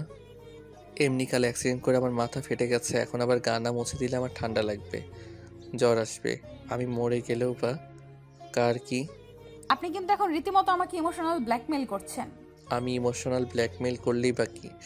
তুমি তো আমাকে ভালোবাসো না? টাওয়েল দিন, আমি মুছে দিচ্ছি। বর্ষা টাওয়াল দিয়ে আয়েশের গা মুছে দিচ্ছে আর আয়াস মুসকি মুসকি হাসে। আমার টুনটুনি পাখিটা এবার ভালোভাবে ফেসেছে। কাল আফরিনের গায়ে হলুদ, বাড়ি ভর্তি মানুষ। এত মানুষ কোথায় ঘুমাবে? ঠিক হলো আয়াস, আবিদ আর ওর দুই মামাতো ভাই এক রুমে ঘুমাবে। কথাটা শুনে আয়েশের মেজাজ আকাশ ছিল। ও কিছুতেই ওর রুমে কাউকে অ্যালাউ করবে না। আমার রুমে এত মানুষ ঘুমালে আমার বউটাকে আমার কাছে আনবো কিভাবে? সারাদিন আমার টুনটুনি পাখিটা আমার থেকে পালিয়ে বেড়ায়, রাত হলে একটু ভয় দেখিয়ে ব্ল্যাকমেইল করে আমার কাছে পাই। অনেক বারণ করা সত্ত্বেও কেউ আয়েশের কথা শুনল না। ওর রুমে ওরা 4 জন ঘুমালো। এদিকে বর্ষার রুমেও আজ অনেক মানুষ। এক রুমে 5টা মেয়ে ঘুমাবে। মাঝরাতে আয়েশ বিছানায় শুয়ে এপাশ ওপাশ করছে, ওর ঘুম আসছে না। এই কয়দিনেই টুনটুনি পাখিটা আমার অভ্যাসটা খারাপ করে দিয়েছে। ওকে না জড়িয়ে ধরে ঘুমালে আমার ঘুমই হয় না। যাক, আজ আর ওকে কাছে পাবো না তো যাই অন্তত আমার টুনটুনি পাখিটাকে একবার একটু দেখে আসি। বলে পা টিপে টিপে রুম থেকে বেরিয়ে গেল। বর্ষার রুমের কাছে গিয়ে দেখে ওরা এখনো ঘুমায়নি। হঠাৎ আয়েশ শুনতে পেল আনিকা বলছে, এই তোরা এখন ঘুম না হয় চোখের নিচে আবার ডার্ক সার্কেল পড়বে, তখন ছেলে পটাবি কিভাবে? অমনি আয়েশের মাথা গরম ছিল। আনিকার এই কথা শুনে আয়েশের মাথা আরো গরম হয়ে গেল। এটা কি আমার বোন? সন্দেহ হচ্ছে। সব সময় আমার পিছনে বাঁশ দেওয়ার জন্য রেডি হয়ে থাকে। আমার সামনে আমার বউকে কিনা অন্য ছেলে পটানোর বুদ্ধি দেয়। কিন্তু আনিকার কথা শুনে আয়েশের মাথায় একটা বুদ্ধি আসে। আচ্ছা, আমি যেমন অন্য ছেলেদের সাথে ওকে দেখলে আমার জেলাস হয়, ওরও কি আমাকে অন্য মেয়েদের সাথে দেখলে এমন জেলাস হয়? সিনেমায় তো দেখি নায়ক নায়িকার সামনে অন্য মেয়েদের সাথে ফ্লার্টিং করলে নায়িকা কেঁদে কেটে এসে নায়কের কাছে তার ভালোবাসার কথা বলে। আমিও যদি টুনটুনির সামনে অন্য মেয়েদের সাথে কথা বলি, টুনটুনিও কি আমার কাছে এসে ওর ভালোবাসার কথা বলে দেবে? দেখতে হচ্ছে তো বিষয়টা। বলে একটা বাঁকা হাসি দিয়ে নিজের রুমে চলে গেল আয়াস। পরের দিন আফরিনের গায়ে হলুদ। আজ সব ছেলেরা পরেছে হলুদ পাঞ্জাবি আর মেয়েরা হলুদ শাড়ি। আয়াস সেই কখন থেকে রেডি হয়ে বসে আছে তার টুনটুনি পাখিকে আজকে শাড়িতে কেমন লাগছে দেখবে বলে, কিন্তু বর্ষার তো কোনো খোঁজ খবরই নেই। এতক্ষণ লাগে মানুষের রেডি হতে, এই মেয়েরাও না। বলে সামনে তাকাতেই দেখে বর্ষা দাঁড়িয়ে আছে, হলুদ শাড়ি, হালকা মেকআপ, চুলগুলো খোলা। বর্ষাকে যেন অপরূপ লাগছে। আয়েশ হাঁ করে বর্ষার দিকে তাকিয়ে আছে। এদিকে আয়েশকে হলুদ পাঞ্জাবিতে দেখে বর্ষার হার্টবিট বেড়েই চলেছে। বর্ষা আয়েশের দিক থেকে যেন চোখই ফেরাতে পারছে না। আয়েশ আর বর্ষা দুজন দুজনের দিকে তাকিয়ে যেন কোথাও একটা হারিয়ে গেছে। হঠাৎ, না না, আমাকে এবার আমার কাজ শুরু করতে হবে, না হয় বর্ষার মনের কথা জানবো কিভাবে। এর মধ্যে হঠাৎ আয়েশের পাশ থেকে একটা মেয়ে যাচ্ছিল। এই যে মিস, আপনাকে না আজ খুব সুন্দর লাগছে। থ্যাঙ্কস, আপনাকেও খুব সুন্দর লাগছে। আপনার থেকে বেশি না। কি যে বলেন না, আপনার নাম্বারটা? তোকে নাম্বার দেব কেন? তোর মতো ময়দার দোকানকে যে সুন্দর বলেছি এই বেশি। মেয়ে তো খুব ফাস্ট। কি হলো বলছেন না যে? আমি ফোন ইউজ করি না। কি বলেন? এই যুগে আপনার মতো একটা হ্যান্ডসাম ছেলে ফোন ইউজ করে না? এটা আমি বিশ্বাস করি না। বললাম না আমি ফোন ইউজ করি না। নিজেই সে ফ্ল্যাটিং শুরু করলো, এখন নিজেই ধমক দিচ্ছে। পাগল টাগল কি? মেয়েটির কথা শুনে আয়েশ যেন থতমত খেয়ে গেল, বলে চলে গেল। তারপর বর্ষার দিকে তাকাতেই আয়েশ দেখলো বর্ষা ওর দিকে তাকিয়ে বুকে হাত গুজে মুস্কি মুস্কি হাসছে। এ কি বর্ষা আমার দিকে তাকিয়ে হাসছে কেন? এই যে ওর সামনে আমি অন্য মেয়েদের সাথে ফ্লার্টিং করলাম, এর একটু প্রভাবও কি ওর উপর পড়েনি? তবে কি ও আমাকে ভালোবাসে না? যদি বিশ্বাসই না করলাম মিস্টার আয়াস, তাহলে আপনাকে কিসের ভালোবাসলাম? আমাকে কি আপনার বাংলা সিনেমার নায়িকা মনে হয় যে আপনি আমার সামনে অন্য মেয়েদের সাথে ফ্লার্টিং করবেন আর আমি আপনার সামনে গিয়ে কেঁদে কেঁদে আমার ভালোবাসার কথা প্রকাশ করব? যে ছেলে 17টা বছর আমার জন্য অপেক্ষা করেছে, আমার জন্য এত কিছু করেছে, সে আমাকে কতটা ভালোবাসে তা আমি খুব ভালোভাবেই জানি।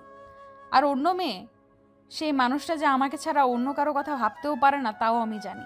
হ্যাঁ, আপনাকে অন্য মেয়েদের সাথে ফ্লার্টিং করতে দেখে আমার খারাপ একটু লেগেছে, কিন্তু আপনি হয়তো ভুলে গেছেন আমার থেকে আপনার জেলাসির লেভেলটা অনেক বেশি। তো এখন দেখুন আমি কি করি। আমাকে জেলাস ফিল করানোর জন্য অন্য মেয়েদের সাথে ফ্লার্টিং? দাঁড়ান, মজা দেখাচ্ছি। বর্ষা হঠাৎ একটা ছেলের দিকে তাকিয়ে, এই যে ভাইয়া, শুনছেন? জি বলুন। আমাকে কেমন লাগছে? ছেলেটা একটু আমতা আমতা করে, পরীর মতো লাগছে। আপনাকে জিনের মতো লাগছে। মানে? এই যে জিন পরি, বুঝতেই পারছেন আমি কি বলতে চাচ্ছি। বুঝেছি তো। বলে একটা মুস্কি হাসি দিল। এদিকে বর্ষার সাথে অন্য একটা ছেলেকে দেখে আয়েশের চোখ দিয়ে আগুন ঝরছে। ওর সাহস তো কম না, আবার কি সব জিন পরিটরি বলছে। ওর জিন পরি আমি ছুটাচ্ছি। বলে বর্ষার দিকে তেড়ে যেতেই বর্ষা দৌড়ে ওর মামা মানে আয়েশের বাবার পাশে গিয়ে দাঁড়ালো। কারণ বর্ষা জানে আয়েশ নিজের বাবার সামনে এসে ওকে কিচ্ছু বলতে পারবে না। আয়েশ শুধু রাগে ফসছে, কিন্তু কিছু বলতে পারছে না। একটু পর রোদেলা আয়েশাকে শুনিয়ে শুনিয়ে একটা ছেলেকে। এমনি আয়েশের মেজাজ গরম, তার মধ্যে আবার এই কথা। আয়েশ এবার আর নিজেকে কন্ট্রোল করতে পারছে না। আয়েশ বর্ষার দিকে তেড়ে যেতেই বর্ষা গিয়ে আয়েশের মায়ের পাশে দাঁড়ালো। একটু পর আবার বর্ষা একটা ছেলেকে। কেন? না, আমার পটটা ক্লিয়ার নাকি ভেজাল আছে সেটা শিওর হয়ে নিতাম। এবার তো আয়েশের রাগ সপ্তম আসমানে। ইচ্ছে করছে এই মেয়েটাকে তুলে এখন একটা আছাড় মারি। বলে বর্ষার দিকে তেড়ে যেতেই বর্ষা আবার গিয়ে আয়েশের বাবার পাশে দাঁড়ালো। গায়ে হলুদের পুরো সময়টা বর্ষা শুধু ছেলেদের সাথে কথা বলেছে, আর আয়াস বর্ষার পেছনে পেছনে ছুটেছে, কিন্তু কিচ্ছু করতে পারছে না। যেই ও বর্ষাকে ধরতে যায়, বর্ষা গিয়ে আয়েশের মা না হয় বাবার পাশে গিয়ে দাঁড়ায়। ভাই, তোকে এই বুদ্ধি কে দিয়েছিল যে বর্ষাকে জেলাস ফিল করানোর জন্য অন্য মেয়েদের সাথে ফ্লার্টিং করলেই ও এসে তোকে ভালোবাসার কথা বলে দিবে? আয়েশের মন বলে ওঠে, এটা তোর নিজের বুদ্ধি রে ছাগল। সে তাই হোক, তুই একটা মেয়ের সাথে ফ্লার্টিং করেছিস, আর এই মেয়ে এই নিয়ে 10টা ছেলের সাথে। আমি খুব বুঝতে পারছি ও আমার সাথে ইচ্ছে করে এমন করছে, আমার উপর প্রতিশোধ নিচ্ছে। এমনিতেই ওকে আমি অন্য ছেলেদের সাথে সহ্য করতে পারি না, তার উপর 10টা ছেলের সাথে ও এর মধ্যে কথা বলে ফেলেছে। আর পারছি না আমি, কেন যে আমি ওকে জেলাস ফিল করানোর জন্য অন্য মেয়ের সাথে ফ্লার্টিং করতে গেলাম। এখন নিজের আগুনে নিজে পুড়ছি। এত তাড়াতাড়ি অধৈর্য হলে হবে মিস্টার আয়াস? এখনো তো তোমার সবচেয়ে বড় ডোজ বাকি, আর একটু ওয়েট করো সোনা। এর মধ্যে হঠাৎ বর্ষার সামনে থেকে আদিব যাচ্ছে। আরে আবিদ ভাইয়া, আপনাকে তো আজ জোশ লাগছে। তোমাকে খুব সুন্দর লাগছে বর্ষা। শুধু শুধু কি? আপনার পাঞ্জাবির কালারটা। বলে নিজেই আদিবের কলারটা ঠিক করে দিতে লাগলো। আদিব এক দৃষ্টিতে মুগ্ধ নয়নে বর্ষার দিকে তাকিয়ে আছে। এর মধ্যে হঠাৎ আনিকা আসলো। আনিকা আদিব আর বর্ষাকে এভাবে ঠিক সহ্য করতে পারছে না। নিজের অজান্তেই আনিকার চোখ থেকে এক ফোঁটা পানি গড়িয়ে পড়ল। আরে আনিকা। আনিকা দ্রুত চোখ মুছে। জি ভাইয়া। শাড়িতে তো তোকে বেশ লাগছে। একই বাড়িতে থাকি অথচ আগে তো খেয়াল করিনি। মুহূর্তের মধ্যে আনিকার মুখে হাসি ফুটে উঠল। থ্যাঙ্কস ভাইয়া। এদিকে আদিব আর বর্ষাকে একসাথে দেখে আয়েশের রাগে পুরো শরীর থেকে আগুন ঝরছে। চোখ দুটো অসম্ভব লাল হয়ে আছে। মনে হচ্ছে এখনই বর্ষাকে ওর চোখ দিয়ে পুড়িয়ে ছাই করে দেবে।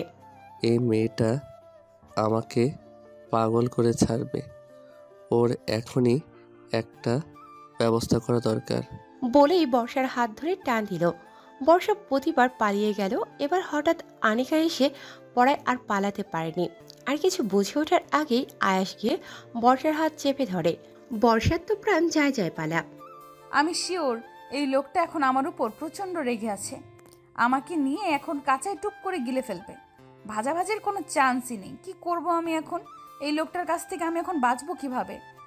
আয়েশ রাগে গটগট করতে করতে বর্ষাকে টেনে নিয়ে যাচ্ছে। আরে ভাইয়া, বর্ষাকে নিয়ে কোথায় যাচ্ছিস? আয়েশ কোনো কথা না বলে এক মনে হাঁটছে। বর্ষা নিজেকে ছাড়ানোর অনেক চেষ্টা করছে, কিন্তু পারছে না। ও একটা মেয়ে মানুষ হয়ে কিভাবে এত বড় একটা দামড়া ছেলের সাথে পেরে উঠবে? বর্ষাকে টেনে এনে আয়েশের গাড়ির মধ্যে ছুঁড়ে ফেলে দিয়ে নিজের ড্রাইভিং সিটে বসে গাড়ি স্টার্ট দিল। যা ভাবছিলাম তাই। উনি আমাকে মেরে ফেলবে। বাড়ি থেকে দূরে নিয়ে গিয়ে আমাকে মেরে ফেলে দিয়ে আসবে, যাতে বাড়ির কেউ টের না পায়। কি শয়তানি চিন্তা ভাবনা। না না, যে করেই হোক নিজেকে বাঁচাতেই হবে। ভয় পেলে চলবে না। হেল্প হেল্প, কেউ আমাকে বাঁচান। এই ছেলেটা আমাকে মেরে ফেলবে। এই আমাকে কোথায় নিয়ে যাচ্ছেন? গাড়ি থামান। Help help. এই চুপ, একদম চুপ। আর একটা কথা বললে সত্যি সত্যি গাড়ি থেকে ফেলে দিয়ে গাড়ি দিয়ে পিষে মেরে ফেলবো, তারপর সবাইকে বলবো অ্যাক্সিডেন্ট। আয়েশের ধমক শুনে বর্ষা ভয়ে চুপসে গেল। এই ছেলেকে এখন বিশ্বাস নেই। যে পরিমাণ রেগে আছে, এখন যা খুশি করতে পারে। আমি নিজেই তো ওনাকে রাগিয়ে দিয়েছি। বুঝতে পারিনি যে এমনভাবে ফেসে যাব।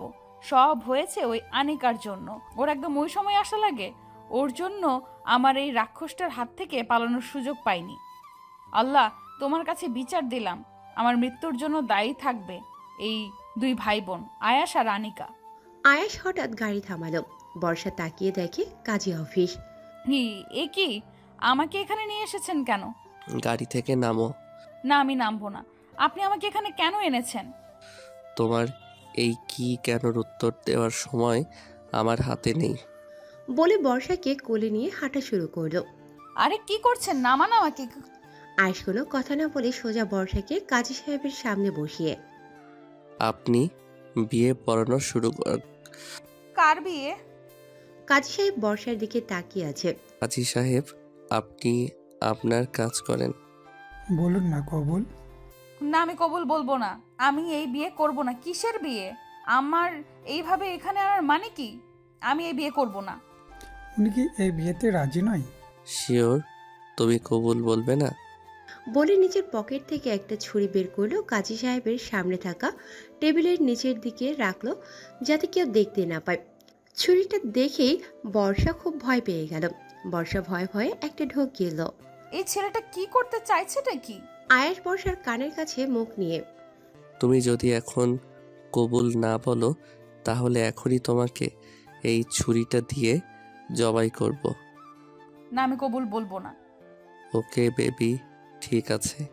আমি আবার তোমাকে বেশি কষ্ট দিয়ে মারতে পারবো না। প্রথমে তুমি যে মুখ দিয়ে কবুল বলনি সেই মুখটা জাপানের কুচিসাকি ওনার মতো করে কেটে দেব। তারপর তোমার মুখটা থেকে রক্ত গড়িয়ে গড়িয়ে পড়বে। তারপর যে ঠোঁট দুটো নাচিয়ে নাচিয়ে তুমি আমার সামনে অন্য ছেলেদের সাথে কথা বলছিলে সেই ঠোঁট দুটো কেটে নেব। তারপর তোমার গলাটা কেটে দেব। তোমার গলা থেকে ছিরছির করে রক্ত বের হবে। তারপর তুমি যে জিভ দিয়ে আমার সামনে অন্য ছেলেদের সাথে কথা বলছিলে সেই জিভটা কেটে 1,00,000 টুকরো করব। তাকে বলে কিমা করব। জাস্ট এইটুকু বলতেই আয়াস ছুরিটা আস্তে আস্তে বর্ষার দিকে এগিয়ে নিয়ে যেতে লাগলো। কবুল কবুল কবুল। আয়েশের কথা শুনে বর্ষার শরীরে লোম সব দাঁড়িয়ে গেছে, তাই ভয়ে বর্ষা কবুল বলে দিয়েছে। আয়েশ আর বর্ষার বিয়ের সম্পূর্ণ হলো।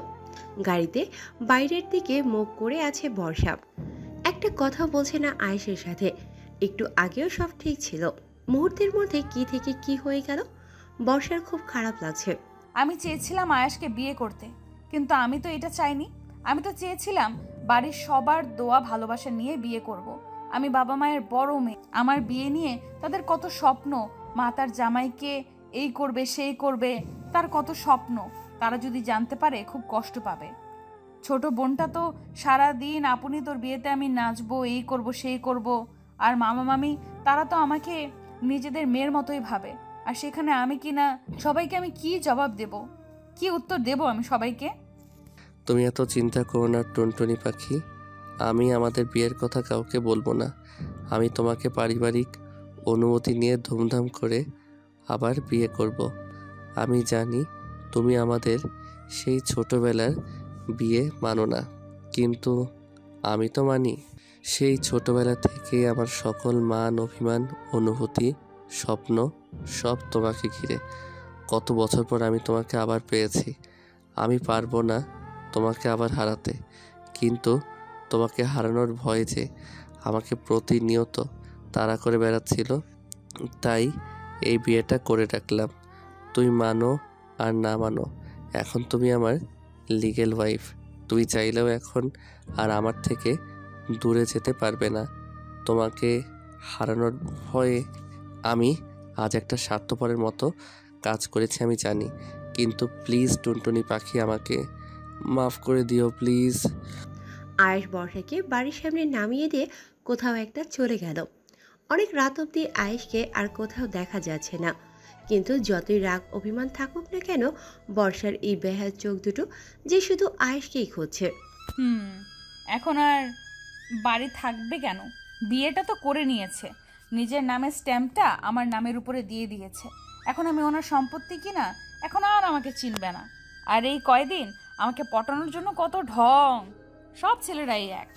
মাঝরাত বর্ষার রুমে ওরা 4-5 জন ঘুমিয়েছে। বিয়ে উপলক্ষে বাড়িতে অনেক মানুষ কিনা। বর্ষার কিছুতেই ঘুম আসে না, ও বিছানায় শুয়ে শুয়ে এপাশ ওপাশ করছে আর ভাবছে আজ কি থেকে কি হয়ে গেল। এর মধ্যে বর্ষা অনুভব করল কেউ ওর মাথায় হাত বুলিয়ে দিচ্ছে। তাকিয়ে দেখে আয়াস। বর্ষা হকচকিয়ে ওঠে। আপনি এখানে? আরে আসতে বলো, ওরা উঠে যাবে তো। আপনি এখানে এসেছেন কেন? তোমাকে নিতে। মানে? ভুলে গেলে আজ আমাদের বাসর রাত। বাসর রাতে আর কোন ছেলে বাসর রাতে পৌঁছারা থাকে বলো তো? আমি আপনার সাথে কোথাও যাব না। ভালোই ভালোই চলো বলছি, না হয় আমি কিন্তু বাড়ির সবাইকে আমাদের বিয়ের কথা জানিয়ে দেব। তখন কি হবে বুঝতেই পারছো। কোথায় যেতে হবে চলুন বলে উঠে হাঁটা ধরলো। এই তো বাছা, লাইনে আসো বলে বর্ষাকে কোলে তুলে নিল। আরে কি করছেন, নামান আমাকে। এই বাসর রাতে আমার বউ তার স্বামী থাকতে হেঁটে হেঁটে যাবে। আমি আমার ছোট্ট কিউট মিষ্টি বউটাকে এত কষ্ট দিতে পারি বলো? ঢং যত। সেই তো আমাকে বাড়ির সামনে নামিয়ে দিয়ে কোথায় হাওয়া হয়ে গেলেন, আর কোনো খোঁজ নেই আপনার। বর্ষার কথা শুনে কোনো উত্তর না দিয়ে আয়াস বর্ষাকে কোলে তুলে নিয়ে হাঁটা ধরল। আয়াস বর্ষাকে কোলে নিয়ে ছাদের চিলে কোঠার রুমটিতে নামালো। বর্ষা সামনের দিকে তাকিয়ে অবাক। পুরো রুমটা জ্বলন্ত মোমবাতি দিয়ে সাজানো আর লেখা আই লাভ ইউ টুনটুনি। তারপর বর্ষার হাতে একটা প্যাকেট দিল। এটা কি? খুলে দেখো। বর্ষা প্যাকেটটা খুলে দেখে তো অবাক। এটা তো সেই শাড়িটা যেটা তুমি শপিং মলে হা করে দেখছিলে। আমি দেখেই বুঝেছিলাম শাড়িটা তোমার অনেক পছন্দ হয়েছে। তখনই শাড়িটা কিনে নিয়ে এসেছিলাম, কিন্তু অপেক্ষায় ছিলাম যে সঠিক সময় তোমাকে শাড়িটা দেব। আর আজ রাতের থেকে সঠিক সময় তো আর হতে পারে না। কিন্তু এই যে সব আপনি কখন করলেন? ওই যে যখন তোমাকে বাসার সামনে নামিয়ে দিয়ে হাওয়া হয়ে গিয়েছিলাম, তখন আমার রুমে তো 3-4 জন ঘুমাবে, সেখানে তো তোমাকে নিতে পারবো না। আর আজ আমার বাসর রাত, কোনো মতেই আমার বাসর রাতে বউ ছাড়া থাকা যাবে না। কি করব ভাবতে ভাবতেই চিলেকোঠার ঘরটির কথা মনে পড়ল। হয়তো খুব সুন্দর কিছু করতে পারিনি, কিন্তু এইটুকু সময়ে যতটুকু পেরেছি করেছি। তা ময়লা ছিল এই ঘরটায়, সেইগুলো পরিষ্কার করতে করতে অনেক সময় চলে গেছে। না হয় আর একটু কিছু করতে পারতাম। আয়েশের কথা শুনে বর্ষার চোখ দুটো ছলছল করে উঠল। মানুষটা আমাকে এত ভালোবাসে? আমার উত্তরটা কিন্তু এখনো পেলাম না। কিসের উত্তর? এই যে লেখাটার, এটার তো একটা উত্তর আছে, তাই না? জানি না। আচ্ছা মানলাম জানো না, কিন্তু এখন কি আমরা আমাদের বাসরাতটা শুরু করতে পারি? মানে বোঝাচ্ছি তোমাকে। বলে বর্ষার কোমর ধরে টেনে নিজের কাছে নিয়ে আসলো। বর্ষার চুলগুলো ওর কানে গুজে দিয়ে, এখন আমি আমার বউকে আদর করব। কিসের বউ? আপনি আমাকে ভয় দেখিয়ে জোর করে বিয়ে করেছেন। এই বিয়ে আমি মানি না। তুমি মানো আর নাই মানো, এখন তুমি আমার লিগ্যাল ওয়াইফ। আর এখন আমার বউয়ের সাথে যে কোনো কিছু করার অধিকার আমার আছে।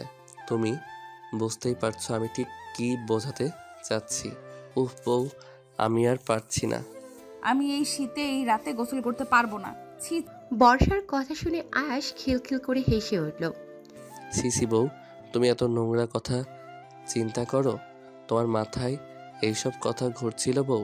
তুমি কি ভেবেছিলে যে আমি তোমার সাথে এখন কি করব যাতে তোমার গোসল করা লাগবে? উফ সরি বউ, ওসব করার পর তো গোসল করা ফরজ হয়ে যায়। কিন্তু আমি ভাবিনি যে ওসব কিছু করব আজকে। কিন্তু তোমার চিন্তা ভাবনা তো আমার থেকেও ফাস্ট বউ। আয়েশের কথা এবার বর্ষার লজ্জায় মাটির সাথে মিশে যেতে ইচ্ছে করছে। আমি মুখ ফুসকে এটা কি বলে ফেললাম? লজ্জায় বর্ষার মুখ লাল হয়ে গেছে। তা বউ, তুমি যখন চাচ্ছ তখন আর দেরি করে লাভ কি? শুভ কাজে দেরি করতে নেই। চলো তোমার গোসল করার ব্যবস্থাটা করেই দেই। বলে বর্ষার দিকে এক পা করে আগাতে শুরু করলো। আর বর্ষা এক পা করে পিছিয়ে যেতে থাকলো। এই আমার দিকে আগাবেন না বলে দিচ্ছি। দূরে যান, দূরে যান। কেন বউ, এখন লজ্জা পাচ্ছ কেন? কাছে এসো। ইস বউ, তোমাকে লজ্জা পেলে যে কি কিউট লাগে, একদম নেশা ধরে যায়। নিজেকে সামলানো দায় হয়ে পড়ে। বর্ষা পিছিয়ে যেতে যেতে দেয়ালে পিঠ থেকে গেছে। এখন আর যাওয়ার জায়গা নেই। এখন আর কোথায় পালাবে বউ? এখন তো আমার কাছে আসতেই হবে। টুনটুনি পাখিটা আমার। হঠাৎ বর্ষা আয়েশের শার্টের কলার ধরে নিজের কাছে নিয়ে আসলো। আমিও আর পারছি না বেবি, কাছে এসো। বর্ষার হঠাৎ এমন কাণ্ডে আয়েশ হতভম্ব। বর্ষার কথা শুনে আয়েশের চোখগুলো গোল গোল হয়ে গেছে। আমি ভুল শুনলাম না তো? কি বলছে এইসব এই মেয়েটা? এবার আয়েশ এক পা করে পিছিয়ে যাচ্ছে, আর বর্ষা এক পা করে আয়েশের দিকে এগিয়ে যাচ্ছে। আয়েশ বর্ষাকে ওর দিকে এভাবে যেতে দেখে খুব ঘাবড়ে গেছে। আয়েশের কপালে বিন্দু বিন্দু ঘাম এসে জমা হয়েছে। কি হলো বেবি, ভয় পাচ্ছ কেন? আমি না তোমার বউ? আমাকে আদর করবে না শোনা? এখন দূরে যাচ্ছ কেন বেবি? Come on baby. হঠাৎ আয়েশকে ধাক্কা দিয়ে নিচে ফেলে দিল বর্ষা। তারপর আয়েশের গায়ের উপর উঠে বসলো। আলতোভাবে আয়েশের কপালের উপর থেকে আঙুল নামিয়ে আয়েশের বুকের কাছে আনলো। তারপর আয়েশের শার্টের বোতাম খুলতে শুরু করলো। আয়েশ একটা শুকনো ঢোক গেলে, কি করছো? নিজের স্বামীকে আদর করছি, দেখছো না? তোমার আর আমার ফরজ গোসল করার ব্যবস্থা করছি। বেবি, ডিস্টার্ব করো না, আমাকে আদর করতে দাও। আয়েশ কল্পনায়ও কখনো বর্ষাকে এভাবে কল্পনা করেনি। হঠাৎ বর্ষার এমন রূপ ওর ঠিক হজম হচ্ছে না। ওর কোথায় যেন একটা খটকা লাগছে। একটু আগেই তো মেয়েটা খুব ভয় পাচ্ছিল। হঠাৎ কি হলো মেয়েটার? তবুও কিছু বলল না, কারণ বর্ষা আজ নিজে থেকে ওর কাছে আসতে চাইছে। ও চায় বর্ষার ভালোবাসার পরশে আজ পাগল হয়ে যেতে। কত বছরের অপেক্ষা আজ পূর্ণতা পাবে। বর্ষা আয়েশের শার্টটা খুলে ছুঁড়ে ফেলে দিল, তারপর আয়েশের বুকে নিজের মুখ ডুবিয়ে দিল।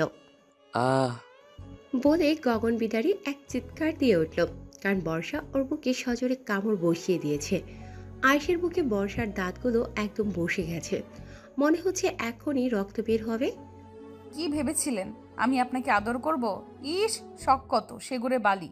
ফের আমার কাছাকাছি আসার আগে আমার এই কামড়ের কথা মনে করবেন। বলে হনহন করে বেরিয়ে চলে গেল। আয়ের বর্ষার কামড়ের দাগের দিকে তাকিয়ে একটা মুচকি হাসি দিল।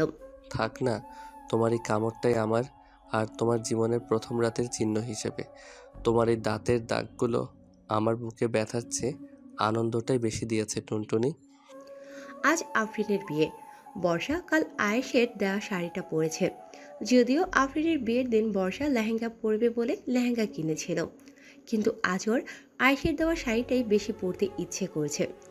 বর্ষা শাড়িটা পরে হালকা মেকআপ করে বিয়ে বাড়িতে ঘুরছে, আর কাল রাতের ঘটনাগুলো একের পর এক ভাবছে। কি থেকে কি হয়ে গেল, বাবা মাকে ও কি জবাব দেবে, এইসব। ও নিজের চিন্তা এতই মত্ত ছিল যে চারদিকে ওর কোনো খেয়াল নেই। হঠাৎ অসাবধানতা বশত ওর শাড়িটা একটু সরে গিয়ে পেটের কিছু অংশ দেখা যাচ্ছিল। ওদিকে ওর কোনো খেয়াল নেই, কিন্তু কতগুলো ছেলে ওর পেটের দিকে বাজে নজরে তাকিয়েছিল। আর এটা দেখে আয়েশের মাথায় রক্ত উঠে গেছে। ওর রাগ বা ওর নিজে কোনোটাই ওর নিয়ন্ত্রণে নেই। ও এখন কী করছে কিছুই ওর মাথায় নেই। হঠাৎ আয়েশ এসে বর্ষার হাত ধরে টানতে টানতে নিয়ে গেল। আরে আরে, কোথায় নিয়ে যাচ্ছেন আমাকে?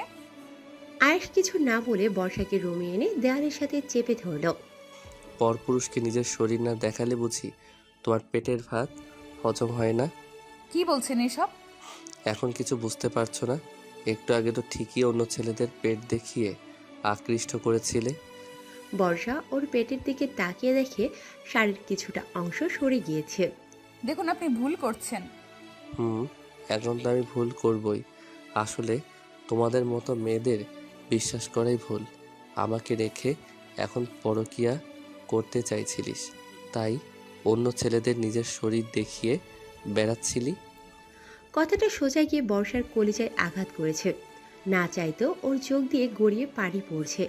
ওর সবচেয়ে কাছের মানুষটা কিছু না জেনে শুধুমাত্র রাগের বশে ওকে এত বড় একটা কথা বলতে পারলো। মুহূর্তের মধ্যে সব রাগ অভিমান এসে ভিড় করলো বর্ষার মধ্যে। বর্ষার রেগে গিয়ে, দেখিয়েছি আমার পেট, দরকার পড়লে শাড়ি খুলে হাঁটবো, আপনার কি? তুই ভুলে যাচ্ছিস তুই আমার বিয়ে করা বউ। আপনিও ভুলে যাচ্ছেন, আপনি আমাকে ভয় দেখিয়ে জোর করে বিয়ে করেছেন, আর এই বিয়ে আমি মানি না। কি বললি তুই? তোর এত বড় সাহস? দাঁড়া, তুই একটু আগে ছেলেদের পেট দেখিয়ে বেরিয়েছিস তাই না? ওয়েট। বলেই বর্ষার পেট থেকে শাড়ি সরিয়ে বর্ষার পেটে নিজের নখ দিয়ে আঁচড় কেটে দিল। আয়েশের নখের আঁচড়ের সাথে সাথে বর্ষার পেটের চামড়া ছিলে রক্ত বের হতে শুরু করলো। আমার খুব লাগছে, ছাড়ুন। কিন্তু সেই দিকে আয়েশের কোনো ভ্রুক্ষেপ নেই। আয়েশ রাগের বসে ওর হিতাহিত জ্ঞান হারিয়ে ফেলেছে। ও এখন কি করছে বা বলছে কোনো কিছুর উপরই ওর কোনো কন্ট্রোল নেই। বর্ষা আয়েশকে ধাক্কা মেরে কাঁদতে কাঁদতে দৌড়ে বেরিয়ে গেল। বর্ষার ধাক্কায় আয়েশের হুঁশ ফিরল। ও এখন ভালোভাবে বুঝতে পারছে ও রাগের বশে এতক্ষণ ঠিক কী করেছে। হুঁশ ফিরতেই হাতে একটা মলম নিয়ে বর্ষাকে সারা বাড়ি খুঁজছে আয়াস, কিন্তু কোথাও বর্ষা নেই। আমি এটা কি করলাম, কেন করলাম? আমার খুব ভয় করছে। আমার উপর রাগ করে আমার টুনটুনি পাখিটা আবার আমাকে ছেড়ে চলে যাবে না তো? না না, আমার কলিজাটাকে আমাকে ছেড়ে যেতেই দেব না, কখনো না। ওকে ছাড়া তো আমার একদম চলবে না। কিন্তু রাগের বশে আমি এত বড় একটা ভুল করলাম কি করে? বর্ষা ছাদের এক কোণে বসে অঝরে কাঁদছে। খুব কষ্ট হচ্ছে আজর। ইচ্ছে করছে চিৎকার করে কাঁদতে, কিন্তু তাও পারছে না। ওর ভালোবাসার মানুষটা কিভাবে পারলো আজ ওকে এত বড় একটা কথা বলল, শেষ পর্যন্ত কিনা ওর চরিত্র নিয়ে কথা বলল। এই ভালোবাসে আয়েশ ওকে। এদিকে আয়েশ বর্ষাকে খুঁজতে খুঁজতে আয়েশের অবস্থা পাগল পাগল। বর্ষা, এখানে কি করছিস? কিছু না তো। চল নিচে চল, সবাই নিচে। বিয়ে বাড়ি আর তুই কেনা এখানে একা একা বসে আছিস? তুই যা, আমি যাব না, আমার ভালো লাগছে না। তা বললে হবে? আজ আফরিন আপুর বিয়ে, চল চল। বলে বর্ষাকে জোর করে নিয়ে নিচে নিয়ে গেল। এতক্ষণ পর বর্ষাকে দেখে আয়েশ যেন প্রাণ ফিরে পেল। বর্ষাকে দেখে আয়েশ ওর সাথে কথা বলতে গেলেই বর্ষা পাশ কাটিয়ে চলে যায়। এই টুনটুনি প্লিজ আমার কথাটা শোনো, আমার ভুল হয়ে গেছে, আই এম সরি। বর্ষা কোনো উত্তর না দিয়ে চলে গেলে আর আয়েশ বর্ষার পিছু পিছু ছুটতে থাকলো। কিন্তু এর মধ্যে আফরিনের বিয়ে শেষ। এখন আফরিনের বিদায়। আর আয়েশ আফরিনের একমাত্র ভাই, তাই ওর অনেক কাজ। তাই আফরিনের বিদায়ীতে আয়েশ ব্যস্ত হয়ে আর বর্ষার কাছে যেতে পারল না। আফরিনের বিদায়ের পরই অনেক আত্মীয়রা অনেকে চলে গেছে। তাই আজ রুমে শুধু আনিকা আর বর্ষাই ঘুমিয়েছে। মাঝরাত, বর্ষার ঘুম আসছে না। ওর খুব কষ্ট হচ্ছে। বিছানায় একপাশে গুটিসুটি মেরে বসে বসে কাঁদছে, আর পাশেই আনিকা ঘুমোচ্ছে। এর মধ্যে আয়েশ দরজা খুলে রুমে প্রবেশ করলো। আয়েশকে দেখেই বর্ষা মুখ ঘুরিয়ে অন্যদিকে তাকালো। আই এম সরি টুনটুনি, আমার ভুল হয়ে গেছে, আমি আর কখনো এমন করব না, আমাকে মাফ করে দাও প্লিজ। বর্ষা কোনো কথা বলছে না। সরি প্লিজ, তখন আমার মাথা খুব গরম হয়ে গেছিল, আমার নিজের উপর কোনো কন্ট্রোল ছিল না, প্লিজ এইবারের মতো মাফ করে দাও। বর্ষা এবার চুপ। আমার সাথে কথা বলবে না, প্লিজ চুপ করে থেকো না, কিছু বলো। বর্ষা কথা বলছে না, ওর চোখ দিয়ে শুধু অঝরে পানি ঝরছে। প্লিজ কেঁদো না, তোমার চোখের পানি আমার সহ্য হয় না, আমি ভুল করেছি, আমাকে যা খুশি শাস্তি দাও, কিন্তু চুপ করে থেকো না, তোমার এই চুপ করে থাকা আমাকে বেশি কষ্ট দেয়, স্পিক আপ ড্যামিট। আয়েশের চিৎকার শুনে আনিকা ধরফড়িয়ে উঠে বসলো। এই দেখো টুনটুনি, আমি কান ধরছি, আমি আর এমন কখনো করব না, তবুও আমার সাথে কথা বলো, 1 2 3। আনিকা ঘুম থেকে উঠে আয়েশের অবস্থা দেখে হা হয়ে গেছে। যে ছেলে কখনো মাথা নত করেনি, আনিকা সহ বাড়ির ছোটরা যার সামনে কান ধরে উঠবোস করত, সে কিনা আজ বর্ষার সামনে কান ধরে উঠবোস করছে। আনিকা চোখ ঢোলে। আমি কি ভুল দেখছি নাকি ভাইয়া? তুই উঠেছিস? দেখ না বর্ষা আমার সাথে কথা বলছে না। তো তুমি সেই ছেলে বর্ষা, যার কথা বলেছিল যে বর্ষা ওকে পছন্দ করে? এখন কি ওইসব কথার সময় নাকি? আমি সেই ছেলে। তাহলে এখন বুঝতে পারছি যে ভাইয়া কেন ওই দিন আমার উপর রাগ করেছিল। এর জন্যই আমাকে সেদিন ঘরের শত্রু বিভীষণ বলেছিল। আয়েশ বর্ষাকে হাত ধরে টেনে রুমের বাইরে বের করে দিল। ঢং বন্ধ করুন, আমার চরিত্র তো খারাপ, তাহলে কেন এসেছেন আমার কাছে? আমাকে বিশ্বাস করে ভুল করেছেন, আর বিশ্বাস করতে হবে না আমাকে। কালই আমি এই বাড়ি থেকে চলে যাব, আর আমাদের বিয়ে হয়েছে কেউ তো আর জানে না। ডিভোর্স পেপারটা পাঠিয়ে দিয়েন, আমি সই করে দেব। ডিভোর্স? তোমাকে আমি কোনোদিন ডিভোর্স দেব না, মরে গেলেও না। তুমি আমার, শুধু আমার, তোমাকে আমি আমাকে ছেড়ে কোথাও যেতেই দেব না। বলে আয়েশকে আর কিছু বলতে না দিয়ে আয়েশের মুখের উপর দরজাটা বন্ধ করে দিল। বলে দরজার সামনে বসে পড়ল, যাতে বর্ষার রুম থেকে বের হলেই আয়েশ ওকে দেখতে পায় আর বর্ষা ওকে ছেড়ে না যেতে পারে। বর্ষা ভাইয়া অনেক কষ্ট পাচ্ছে, তুই এমন করিস না ভাইয়ার সাথে। তোর ভাইকে আমি এত সহজে মাফ করব না। তোর ভাই কি করেছে জানিস? কি এমন করেছে ভাইয়া? তোর ভাই আমাকে চরিত্রহীনা বলেছে, বলেছে আমার মতো মেয়েদের বিশ্বাস করে ভুল করেনি। তারপর আমার সাথে কি করেছে দেখ। বলে বর্ষা নিজের পেটের উপর থেকে কাপড়টা একটু সরিয়ে আয়েশের নখের আঁচড়গুলো আনিকাকে দেখালো। কি ভাইয়া এসব করেছে? তাহলে ঠিকই আছে, ভাইয়াকে এত সহজে মাফ করবি না, একদম না। সকালে ঘুম থেকে উঠেই বর্ষা ব্যাগ গুছিয়ে বের হলো, ও আজ চলে যাবে। বর্ষা সিঁড়ি থেকে ব্যাগ নিয়ে নামছে। প্লিজ আমাকে ছেড়ে যেও না, আমি মানছি তো আমি ভুল করেছি, তুমি আমাকে যা শাস্তি দিবে আমি মাথা পেতে নেব, তবুও আমাকে ছেড়ে যেও না। কিরে বর্ষা, সকাল সকাল ব্যাগ গুছিয়ে কোথায় যাচ্ছিস? চলে যাচ্ছি, আফরিন আপুর বিয়ের জন্য এসেছিলাম, বিয়ে শেষ চলে যাচ্ছি। হঠাৎ আয়েশ বর্ষাকে সবার সামনে জড়িয়ে ধরে। প্লিজ আমাকে ছেড়ে যেও না, আমাকে এত বড় শাস্তি দিও না। এত বছর আমি তোমার জন্য অপেক্ষা করেছি, আমি এবার তোমাকে পেয়েও হারাতে পারবো না। বলছে আর বাচ্চাদের মতো কান্না করছে। বাড়ির সবাই হতবাক হয়ে আয়েশের কাণ্ড দেখছে। যে ছেলেকে কোনোদিন কাঁদতে দেখেনি, আজ সেই ছেলে বর্ষার জন্য কাঁদছে। যে ছেলের রাগের জন্য বাড়ির সবাই ওকে ভয় পায়, সেই ছেলে আজ বর্ষার রাগ ভাঙাতে ব্যস্ত। মা, ও মা, দেখো না, আমার টুনটুনি পাখিটা আবার আমাকে ছেড়ে চলে যেতে চাইছে। ও ফুপি, দেখো না, তোর মেয়ে কাল থেকে আমার সাথে কথা বলছে না। ওকে বলো না আমার সাথে একটু কথা বলতে। বলো না, এত রাগ করে না বউ, একটু কথা বলো না আমার সাথে। আমাকে গালাগালি করো, মারো, বকো, যা খুশি করো, তবুও একটু কথা বলো। তোমার এই চুপ থাকাটা আমার ভিতরে প্রচণ্ড যন্ত্রণা দিচ্ছে। বর্ষার সবার সামনে দাঁড়িয়ে থাকতে এবার কেমন যেন অস্বস্তি লাগছে। সবাই ওদের দিকে কেমন করে তাকিয়ে আছে। বর্ষা দ্রুত আয়েশকে সরিয়ে রুমে চলে গেল। আয়েশও বর্ষার পিছু পিছু গেল। বর্ষার দরজা আটকাবে, আয়েশ এমন সময় দরজাটা ধাক্কা দিয়ে ভিতরে ঢুকলো। এই টুনটুনি, কেঁদো না, তোমার চোখের পানি আমার একদম সহ্য হয় না। এর মধ্যে ভাইয়া তোদের বাবা নিচে ডাকছে। এসব কি হচ্ছে আয়াস? তোর বুদ্ধি জ্ঞান কি সব লোপ পেয়েছে? বর্ষার সাথে তুমি সবার এমন করছো কেন? ছি ছি আয়াস, তোর কাছ থেকে এটা আশা করিনি আমি। উনি না এখন আমাদের বিয়ের ব্যাপারে সব বলে দেয়, কি জবাব দেব আমি সবাইকে? সবাই খুব কষ্ট পাবে। আমি বর্ষাকে ভালোবাসি, আমি বর্ষাকে বিয়ে করতে চাই বাবা। তুমিও কি তাই চাও বর্ষা? এখন না, আমার টুনটুনি পাখিটা আবার না বলে দেয়। এমনি আমার উপর প্রচণ্ড রাগ করে আছে, তাহলে তো আমাকে বাধ্য হয়ে আমাদের বিয়ের কথাটা সবাইকে বলতে হবে, কারণ আমি আমার টুনটুনি পাখিটাকে কোনোভাবেই হারাতে পারবো না, কোনোভাবেই না। আমিও আয়েশকে বিয়ে করতে চাই। যাক, আলহামদুলিল্লাহ, আমার টুনটুনি পাখিটা এই বিয়েতে না করেনি। বর্ষা কোনো কথা বলছে না, শুধু কাঁদছে। বর্ষার কথা শুনে সবাই খুব খুশি। পারভিন বেগম অনেক আগে থেকেই চাইতো বর্ষাকে নিজের ছেলের বউ করতে, কিন্তু বর্ষা আয়েশকে একদম পছন্দ করতো না। আয়েশের জন্যই তো এত বছর এ বাড়িতে আসেনি। বর্ষা তাই পারভিন বেগমের মুখ ফুটে কিছু বলতেও পারতো না। এইদিকে এক কোণে দাঁড়িয়ে দাঁড়িয়ে সবটা দেখছিল আবির। ওর বুকটা ফেটে যাচ্ছে আজ, খুব কষ্ট হচ্ছে ওর। ও তো এত বছর ধরে বর্ষাকে ভালোবেসে আসছে। ও চেয়েও ওর ভালোবাসার মানুষটাকে আজ কিছু বলতে পারছে না, আটকাতে পারছে না। ও বিশ্বাস করতে পারছে না ওর ভালোবাসার মানুষটা অন্য কাউকে ভালোবাসে।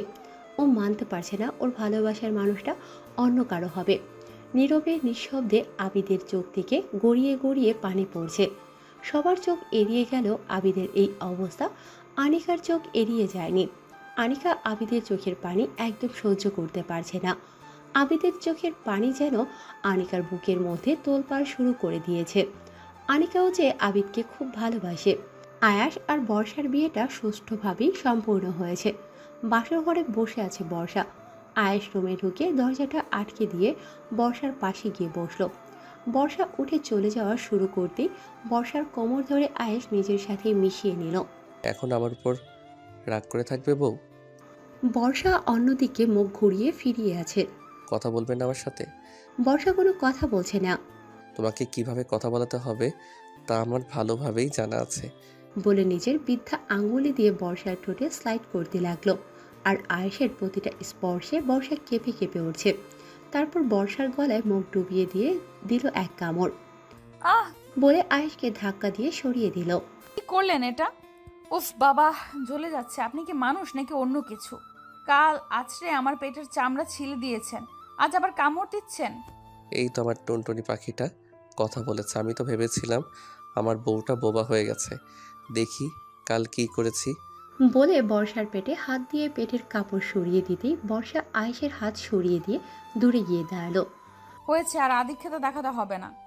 আয়াস বর্ষার কোমর ধরে এক টানে নিজের কাছে এনে বর্ষার পেটের কাপড় সরিয়ে একটা চুমু দিল। সরি টুনটুনি পাখিটা, আমি তোমাকে কষ্ট দিতে চাইনি, কিন্তু ওই ছেলেগুলো তোমার দিকে বাজেভাবে তাকিয়েছিল বলে আমি নিজেকে একদম কন্ট্রোল করতে পারিনি। এইবারের মতো মাফ করে দাও প্লিজ। আর কখনো এমন করব না, কথা দিচ্ছি। বর্ষা আয়েশকে সরিয়ে দিয়ে বর্ষার রাগে কটমট করতে করতে একটা বালিশ আর কাঁথা নিয়ে বারান্দার দিকে রওনা দিল। কোথায় যাচ্ছ? বারান্দায়। কেন? আমি আজ বারান্দায় ঘুমাবো। কি ভেবেছেন কি আমি এই বিয়েতে রাজি হয়েছি বলে কি আপনাকে মাফ করে দিয়েছি? কখনো না। যেহেতু আমাদের আগেই বিয়ে হয়ে গিয়েছে, তাই এখন না বলার কোনো মানেই হয় না। তাই এই বিয়েতে রাজি হয়েছি, কিন্তু আপনার সাথে এক বিছানায় একসাথে থাকা আমার পক্ষে সম্ভব না। ও আচ্ছা, তাহলে যাও, বারান্দার দরজা খোলাই আছে। বলে বিছানার একপাশে টান টান হয়ে শুয়ে পড়ল। ব্যাপারটা কি হলো? এই পাজিটা আজ আমাকে আটকালো না কেন? পাজিটা এত তাড়াতাড়ি রাজি হয়ে গেল কিভাবে? আমাকে কি আজ রাতে বারান্দায় থাকতে হবে? কোথায় ভেবেছিলাম আমি বারান্দায় যেতে চাইলে এই পাজিটা আমায় আটকিয়ে বলবে, তুই বিছানায় শুয়ে পড়ো, তুমি বিছানায় শুয়ে পড়ো, আমি বারান্দায় যাচ্ছি। তা না, এত তাড়াতাড়ি রাজি হয়ে গেল। বারান্দায় আমি একা একা থাকবো কিভাবে? আমার তো খুব ভয় লাগছে। কি হলো, দাঁড়িয়ে আছো কেন? যাও বারান্দায়, নাকি আমার এগিয়ে দিয়ে আসতে হবে? কেন বলতে গেলাম আমি বারান্দায় ঘুমাবো, আমি সোফায় ঘুমাবো বললেও তো হতো, কিন্তু বুঝতে পারিনি এই পাজিটা এত তাড়াতাড়ি রাজি হয়ে যাবে। এখন তো আমাকে বারান্দায় যেতেই হবে, না হলে এই পাজিটা আমাকে নিয়ে হাসবে। বর্ষা করুণ দৃষ্টিতে একবার আয়েশের দিকে তাকিয়ে একটা ঢোক গিলে বারান্দায় চলে গেল। বর্ষা বারান্দায় পা দেবে, এর মধ্যে দেখে বারান্দায় কেউ একজন কাদামাটি বিছিয়ে রেখেছে। বর্ষার আগে কটমট করতে করতে রুমের ভিতর সোফার দিকে যায়। সোফায় বসতে যাবে এমন সময় দেখে সোফা একদম পানি দিয়ে ভিজিয়ে টইটুম্বর করে রাখা হয়েছে। বর্ষা আয়েশের দিকে একবার অগ্নিদৃষ্টিতে তাকিয়ে মেঝেতে শুতে যায়। গিয়ে দেখে মেঝের যে অংশ খালি, সেখানে কোনো মানুষ শুতে পারবে সেখানেও কাদামাটি বিছিয়ে রাখা হয়েছে। বর্ষা শেষমেশ আর উপায় না পেয়ে খাটে বিছানায় শুতে যায়। বিছানার এক পাশে আয়াস শুয়ে আছে। বর্ষা বিছানার অন্য পাশে শুতে গেলেই দেখলো বিছানার ওই পাশটা পানি দিয়ে ভিজিয়ে রাখা হয়েছে। বর্ষার রাগে কটমট করতে করতে বলে, এটা কি হলো? কি হয়েছে আমার টুনটুনি পাখিটা? ঢং করতে হবে না, আমি জানি এই সব আপনার কাজ। আপনাকে আমি হারে হারে চিনি। তুমি আমাকে চিনবে না তো কে চিনবে? 10টা না 5টা না একটা মাত্র বউ। আমি এখন কোথায় ঘুমাবো? আয়েশ আঙুল দিয়ে নিজের বুকটা দেখিয়ে। এখানে। পাজি ছেলে বলে দরজার দিকে এগিয়ে যেতেই আয়েশ বর্ষার হাত ধরে হ্যাসকার টান দিয়ে নিজের কাছে নিয়ে আসলো। এই টুনটুনি পাখিটা, শোনো না, আমাকে এইবারের মতো মাফ করে দাও না, আমি আর এমন করব না। বর্ষা অন্যদিকে মুখ ঘুরিয়ে তাকিয়ে আছে। আয়েশ নিজের শার্ট খুলে পকেট থেকে একটা ছুরি বের করে ওর বুকে যেখানে বর্ষা কামড় দিয়েছিল সেখান থেকে খুঁচিয়ে খুঁচিয়ে রক্ত বের করতে শুরু করলো। আরে আরে কি করছেন? পাগল হয়ে গেছেন নাকি? আমি পাগল হয়ে গেছি। তুমি আমার উপর যখন থেকে রাগ করে আছো তখন থেকে আমার নিজেকে পাগল পাগল লাগছে। ছুরিটা নিচে রাখুন প্লিজ। না, আমি তোমার সাথে যা যা করেছি আগে সেই সবের জন্য নিজেকে শাস্তি দেব, তারপর ছুরি রাখবো। ভয় পেও না, আমি আত্মহত্যা করব না। কারণ আমি মরে গেলে তুমি যদি আবার অন্য কারো হয়ে যাও, এমনি ওই আবিরটা তোমার জন্য মুখিয়ে আছে। আমাদের যখন বিয়ের কথা হচ্ছিল তখন আমি খেয়াল করেছি ও আমাদের বিয়েটা মানতে পারছিল না। এখন আমার কিছু হলেই আমি শিওর ওই বজ্জারটা তোমার দিকে হাত বাড়াবে।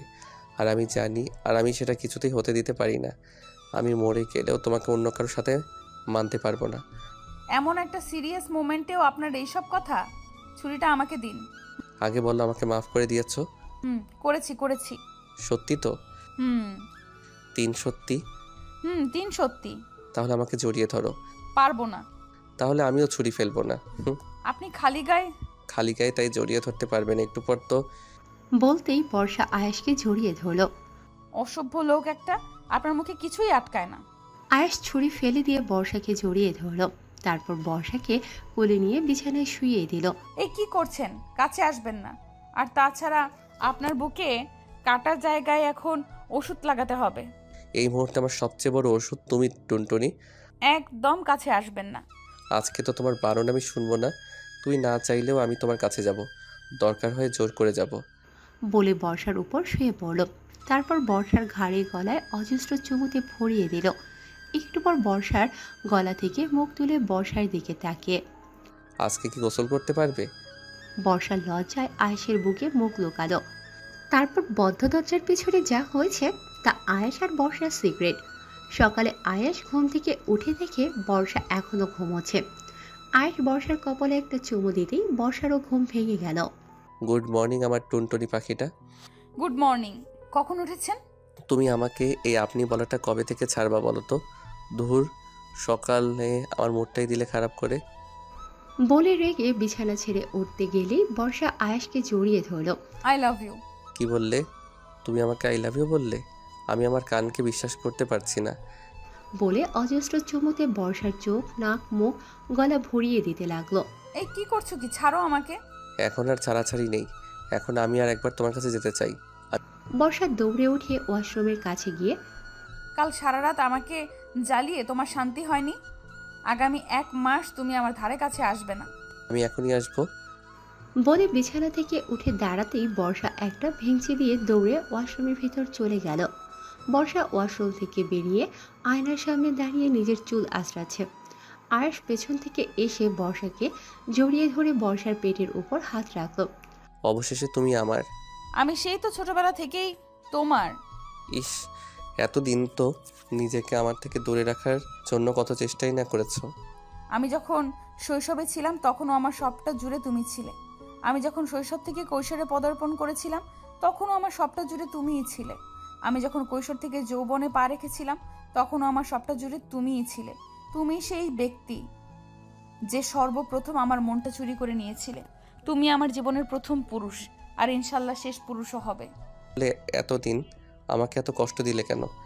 ওই যে তোমার রাগটাকে খুব ভয় পেতাম, আর তুমি আর আবিদ ভাইয়া যা শুরু করেছিলে তাতে আমি খুব ভয় পেয়ে গেছিলাম। ভেবেছিলাম তোমার থেকে দূরে যাওয়াটাই নিরাপদ।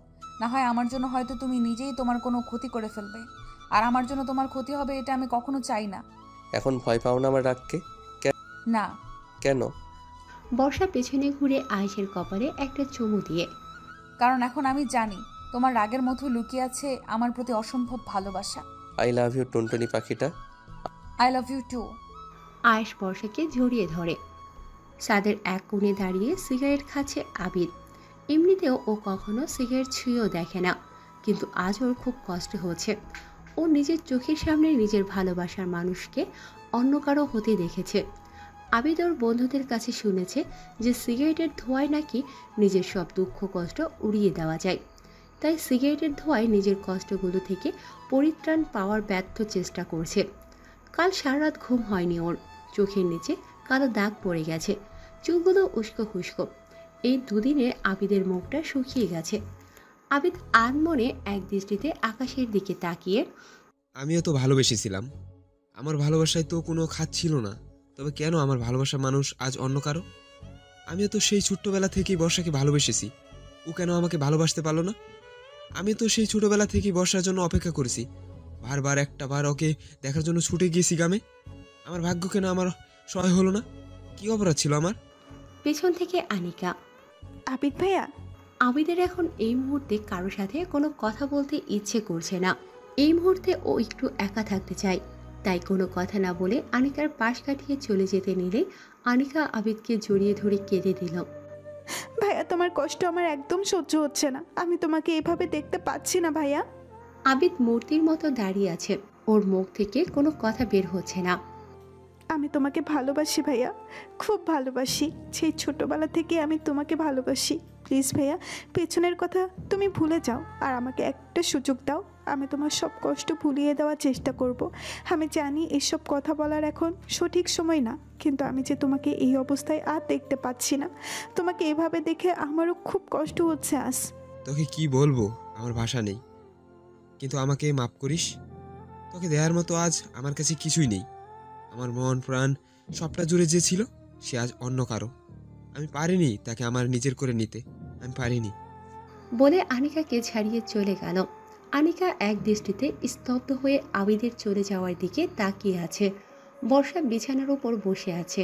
আমার টুনটুনি পাখিটা কি রাগ করেছে? বর্ষা আয়াসকে জড়িয়ে ধরে, কেন আমার এত সুন্দর কিউট বরটার উপর রাগ কেন করব? যাতে আমি আদর করে আমার বউটার রাগ ভাঙাতে পারি। আমি একটুও রাগ করিনি। ইস, একটু রাগ করে থাকলেও তো পারতে, তারপর আমি অফিস থেকে ফিরে আদর করে তোমার রাগ ভাঙাতাম। ইস, এই 2-3 তো রাগ করেছিলাম, দেখেছি তো কেমন পাগল পাগল হয়ে গেছিলে। ওটা তো সিরিয়াসভাবে রাগ করেছিলে। এখন কি আমি তোমাকে সিরিয়াসভাবে রাগ করতে বলেছি নাকি সে একটু ঢং করে রাগ করবে আমার সাথে সেটা বলেছি? ইস, শোনো। বলো টুনটুনি। বর্ষা নিজের ঠোঁট দেখিয়ে একটা কিসি দাও। আয়েশ একটা মুচকি হাসি দিয়ে নিজের ঠোঁট জোড়া বর্ষার ঠোঁটের সাথে মিলিয়ে দিল। এভাবেই চলতে থাকলো বর্ষা আর আয়েশের সুখের সংসার। আয়েশ রোজ অফিস থেকে ফেরার পথে বর্ষার জন্য হাতে করে কিছু না কিছু নিয়ে আসে। কখনো বেলি ফুলের মালা, কখনো কাঠগোলাপ, কখনো লাল গোলাপ, কখনো শাড়ি। আবার বর্ষা রাতে না খেয়ে আয়েশের জন্য না খেয়ে অপেক্ষা করে। দেখতে দেখতে কেটে গেল কিছু বছর। হঠাৎ একদিন বর্ষা মাথা ঘুরে পড়ে গেল। সেদিন আয়েশের অবস্থা প্রায় পাগল পাগল হয়ে গিয়েছিল, কিন্তু ডাক্তারের কাছে গিয়ে জানতে পারলো বর্ষা প্রেগনেন্ট। কথাটা জানার পর সারা বাড়িতে খুশির বন্যা বয়ে গেল। আয়েশও খুব খুশি, সে বাবা হতে চলেছে। গুটি গুটি পায়ে সে আয়েশের হাত ধরে হাঁটবে, তাকে পাপা পাপা বলে ডাকবে। সে তো ইতিমধ্যে তার বেবির নামও ঠিক করে ফেলেছে। বাড়ির সবাই বর্ষার প্রতি এক্সট্রা কেয়ার করা শুরু করেছে। আয়েশও তাড়াতাড়ি অফিস থেকে চলে আসে। অফিসে গিয়েও প্রতি মিনিটে মিনিটে বর্ষার কাছে কল করে, বর্ষা কখন কি করছে, কি খাচ্ছে, নিজের খেয়াল রাখছে কিনা ইত্যাদি। অফিসে থাকলেও আয়েশের মন পড়ে থাকে বর্ষার কাছে। বর্ষারও অনেক স্বপ্ন, তাদের একটা ছোট্ট প্রিন্স অথবা প্রিন্সেস আসবে, তাকে আদো আদো কণ্ঠে মাম মাম বলে ডাকবে। হঠাৎ একদিন আয়েশ বাসায় ফিরছে না দেখে সবাই চিন্তা করছে। বর্ষার তো পাগল পাগল অবস্থা। সবাই বর্ষাকে এত করে বোঝাচ্ছে এই অবস্থায় ওর এত টেনশন করা ঠিক না, কিন্তু ও কারো কথা শুনছেই না। অবশ্য টেনশনকে মানুষ ইচ্ছে করে করে, টেনশন আপনা আপনি চলে আসে। হঠাৎ কেউ একজন কল করে বলল আয়েশ অ্যাক্সিডেন্ট করেছে, হসপিটালে ভর্তি। সাথে সাথে বর্ষা চিৎকার করে উঠল, হন্তদন্ত হয়ে ছুট লাগালো হসপিটালে যাবে। সবাই বর্ষাকে রেখে হসপিটালে চলে যেতে চাইল, কিন্তু শেষ পর্যন্ত বর্ষার জোড়াজোড়িতে আর রেখে যেতে পারল না ওকে। কিন্তু হসপিটালে গিয়ে দেখে লিফট ওপরে। এদিকে আয়েশের চিন্তায় চিন্তায় বর্ষা তো পাগল হয়ে গেছে। সে আর লিফটের অপেক্ষা না করে সিঁড়ি দিয়ে ওঠা শুরু করলো। তাড়াহুড়ো করে উঠতে গিয়ে হঠাৎ পা পিছলে পড়ে গেল সিঁড়ি থেকে। আয়েশের সামনে বাড়ির সবাই দাঁড়িয়ে আছে, শুধু নেই বর্ষা। আয়েশের তেমন গুরুতর কিছু হয়নি, শুধুমাত্র মাথা ফেটে গিয়েছে, তাই জ্ঞান হারিয়েছিল। মা, আমার টুনটুনি পাখিটাকে দেখছি না, ও কোথায়? সবাই মাথা নিচু করে আছে, কেউ কিছু বলছে না। ওকে তোমরা বাড়িতে রেখে এসেছো? ঠিক করেছো। ওর এই অবস্থা এখানে আসা ঠিক হতো না, কিন্তু তোমরা সবাই তো এখানে। আমার টুনটুনি পাখিটা তো বাড়িতে একা ভয় পাবে। এই আনিকা, তুই তো বর্ষার কাছে থাকতে পারতি। তোমাদের আসলে কোনো কমন সেন্স নেই। একা একটা মেয়ে, তাও এই অবস্থায় বাড়িতে রেখে এসেছো। আয়েশের কথা শুনে আনিকা আর নিজের কান্না ধরে রাখতে পারল না, হাউমাউ করে কেঁদে দিল। এই আনিকা, কাঁদছিস কেন? আমি তো একদম ঠিক আছি। ভাইয়া বর্ষা। এই বর্ষা কি? তোকে না আমি কতবার বলেছি ভাবি বলতে? ভাইয়া ভাবি। কি হয়েছে আমার টুনটুনির? বর্ষা তোকে দেখতে এসে লিফট না পেয়ে তাড়াহুড়া করে সিঁড়ি থেকে পড়ে গিয়েছে। ও এই হসপিটালে আইসিইউতে আছে, ডাক্তার বলেছে ওর অবস্থা ভালো না। না, আমার বর্ষার কিছু হতে পারে না। কিছু না, আমাকে এখনই আমার টুনটুনি পাখিটার কাছে নিয়ে যাও এখনই। প্রায় 1 ঘন্টা পর অপারেশন থিয়েটার থেকে একজন ডক্টর বেরিয়ে এলো। পেশেন্টের কন্ডিশন ভালো না, এখনো 2 ব্যাগ রক্ত লাগবে। আয়েশ ডক্টরের পা ধরে, আপনি দরকার হয় আমার শরীর থেকে সব রক্ত নিয়ে নেন, তবুও আমার টুনটুনি পাখিটাকে বাঁচান প্লিজ ডাক্তার। কিন্তু পেশেন্টের রক্তের গ্রুপের সাথে আপনার রক্তের গ্রুপের মিল নেই তো। বর্ষার রক্তের গ্রুপ কি? AB plus. আমার রক্তের গ্রুপ এবি পজিটিভ। আমি দিব রক্ত, চলুন ডাক্তার। কিছুক্ষণ পর একজন নার্স বেরিয়ে এলো একটা বন্ডে সই করানোর জন্য। কেন আমি বন্ডে সই করব কেন? আমি কোনো বন্ডে সই করতে পারবো না। আমার টুনটুনি পাখিটা কোথায়? আমি ওর কাছে যাব। দেখুন, আপনার ওয়াইফ এবং আপনার বেবি দুজনের অবস্থা আশঙ্কাজনক। বেবি বা মায়ের মধ্যে যে কোনো একজনকে বাঁচাতে পারবো, আবার এমনও হতে পারে কেউ বাঁচবে না, তাই এই বন্ডে সই করা প্রয়োজন। এটা হাসপাতালের রুলস। আয়েশ হসপিটালের দরজায় জোরে জোরে লাথি দিচ্ছে। আমি দুজনকেই চাই। আমার বর্ষার কিচ্ছু হতে পারে না, আর আমার বেবিরও কিচ্ছু হবে না। আয়েশ পাগল হয়ে গেছে, বর্ষার এই অবস্থা ও মেনে নিতে পারছে না। সব হয়েছে আমার জন্য। আমাকে দেখতে এসে আমার টুনটুনি পাখিটার আজ এই অবস্থা। আবিদ, তুই ওকে নিয়ে বাইরে যা, ও নিজেও এখনো সম্পূর্ণ সুস্থ না, আর এরকম করলে ও আরও অসুস্থ হয়ে পড়বে। কোথায় সই করতে হবে আমাকে বলুন, আমি সই করছি। আমি কোথাও যাব না, আমি আমার টুনটুনি পাখিটার কাছে থাকবো। টানা 3 ঘন্টা অপারেশনের পর ডাক্তাররা অপারেশন থিয়েটার থেকে বের হলো। বর্ষার কি অবস্থা ডাক্তার? সরি, আমরা বেবিকে বাঁচাতে পারলাম না। আর বর্ষা? 24 ঘন্টা না গেলে কিছু বলতে পারছি না। আপনারা আল্লাহকে ডাকুন। আয়াস ধপ করে মাটিতে বসে পড়ল। তারপর আয়াস দ্রুত উঠে নামাজে দাঁড়ালো। আল্লাহ, তুমি কিছুতেই আমার টুনটুনি পাখিটাকে আমার থেকে কেড়ে নিতে পারো না আল্লাহ। ওকে ছাড়া আমি কি নিয়ে বাঁচবো আল্লাহ, কি নিয়ে বাঁচবো? ওর বদলে তুমি আমার জীবন নিয়ে নিও। বর্ষার জ্ঞান ফিরেছে। শুনেই আয়াস দৌড়ে বর্ষার কাছে গিয়ে বর্ষার হাত দুটো ধরে কেঁদে দিল। জানো আমি কতটা ভয় পেয়ে গেছিলাম? মনে হচ্ছিল এই বুঝি আমি তোমাকে হারিয়ে ফেললাম। বুকের বাম পাশটা বড্ড খালি খালি লাগছিল। আমি এখন একদম ঠিক আছি বলে উঠতে গেলেই হুম, একদম উঠবে না, তুমি এখনো সম্পূর্ণ সুস্থ না। আমাদের বেবি ঠিক আছে তো? আয়াস কি বলবে কিছু বুঝতে পারছে না। বর্ষাকে কিভাবে জানাবে যে ওদের বেবিটাকে ও বাঁচাতে পারেনি। ওইসব পরে হবে, আপাতত তুমি রেস্ট নাও, তুমি এখনো অসুস্থ। তুমি কি আমার কাছ থেকে কিছু লুকাচ্ছ? আয়াস জোরপূর্বক একটা হাসি দেওয়ার চেষ্টা করে। আরে না, কি লুকাবো? আমি তোমার মুখ দেখেই বুঝতে পারছি তুমি আমার কাছ থেকে কিছু লুকাচ্ছ। আমাদের বেবি ঠিক আছে তো? বর্ষার রীতিমতো পাগলামি শুরু করেছে ওর বেবির জন্য। শেষ পর্যন্ত আয়াস আর বর্ষার এই অবস্থা সহ্য করতে না পেরে সবটা খুলে বলল। বর্ষা একটা চিৎকার দিয়ে, তুমি বলো না আমাদের বেবি সুস্থ আছে, একবার বলো না প্লিজ। আয়াস বর্ষাকে জড়িয়ে ধরে মাথায় হাত বুলিয়ে দিতে দিতে বলে, কেঁদো না, তোমার কান্না যে আমার একদম সহ্য হয় না। ভাগ্যকে মেনে নাও টুনটুনি। এই ঘটনার পর থেকেই বর্ষা ডিপ্রেশনে চলে যায়। সারাদিন রুমে আটকে বসে থাকে, কারোর সাথে কথা বলে না। ছাদে দাঁড়িয়ে আছে আনিকা, পেছন থেকে আবিদ। আনিকা, কিছু বলবে আবিদ ভাই? কথাটা কিভাবে বলবো বুঝতে পারছি না ঠিক। তুমি কি আমাকে এখনো ভালোবাসো? আনিকা আবিদের হঠাৎ এমন প্রশ্নে অবাক চোখে আবিদের দিকে তাকিয়ে আছে। আসলে আমি চাইছি আমাদের সম্পর্কটাকে নতুন একটা সুযোগ দিতে। আমিও তোমাকে ভালোবাসতে চাই। পৃথিবীতে সবাই সবার ভালোবাসার মানুষটাকে পাবে এমন না, আমিও না হয় পাইনি। আমি আমার অতীতটাকে ভুলে যেতে চাই, তোমার সাথে নতুন করে বাঁচতে চাই, তোমাকে নিয়ে নতুন করে স্বপ্ন দেখতে চাই। তুমি কি আমাকে শেষ একটা সুযোগ দিবে আনিকা? কথা দিচ্ছি আমি কখনো তোমাকে কষ্ট দিব না, কখনো তোমাকে ঠকাবো না। আনিকা এখনো কোনো উত্তর না দিয়ে অবাক দৃষ্টিতে আবিদের দিকে তাকিয়ে আছে।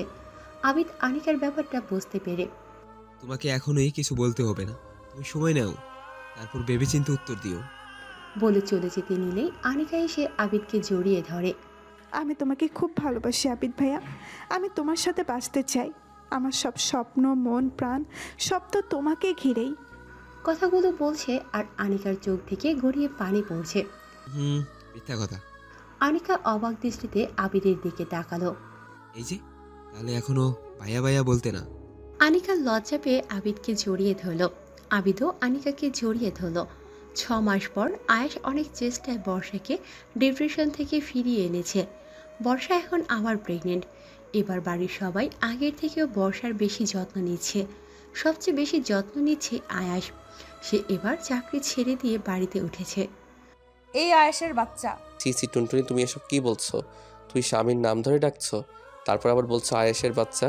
কিন্তু আমার বাচ্চা তো তোমার পেটে, এখনো পৃথিবীর আলোই দেখেনি। বর্ষার রাগে কটমট করতে করতে, তুমি চাকরি ছেড়েছো কেন?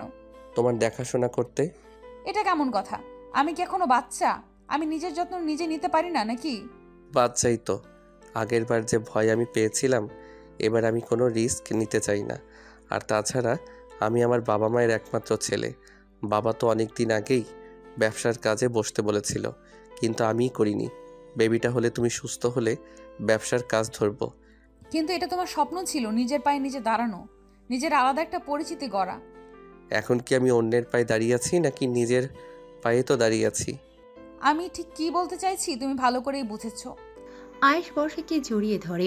এই মুহূর্তে আমার কাছে সবচেয়ে গুরুত্বপূর্ণ তুমি। আমি এবার আর তোমাকে নিয়ে কোনো রিস্ক নিতে চাই না। আমি তো আবার বেবি নিতেই রাজি হতাম না। এখন শুধু তোমার মুখের দিকে তাকিয়ে আর একটা ছোট্ট প্রিন্স অথবা প্রিন্সেসের লোভটা ঠিক সামলাতে না পেরে রাজি হয়েছি। কিন্তু এইবার 1 মিনিটের জন্যেও তোমাকে আমার চোখের আড়াল করব না। 5 বছর পর আয়েশ ল্যাপটপে কি যেন কাজ করছে। আর বর্ষা ঘর গোছাচ্ছে। এই টুনটুনি। আয়ুষী বর্ষা আর আয়েশের একমাত্র রাজকন্যা। এই কি বললি তুই? এসব তোকে কে শিখিয়েছে? পাপা। বর্ষা আয়েশের দিকে তাকিয়ে। এইসব শিক্ষা দাও মেয়েকে? আয়েশ একটা ঢোক গিলে। কই না তো। আমি দেখছি না ভাবছো? বাবা মেয়ে মিলে সব সময় আমার পেছনে লাগা। আয়েশ এসে বর্ষাকে জড়িয়ে ধরে। তোমার পেছনে লাগবো না তো কার পেছনে লাগবো? 10টা না 5টা না, আমার একটা মাত্র বউ। পাপা, তুমি আমাকে রেখে একা একাই মাম্মামকে আদর করছো? আয়াস আর বর্ষা একগাল হেসে দুজনেই আয়ুষীকে জড়িয়ে ধরল।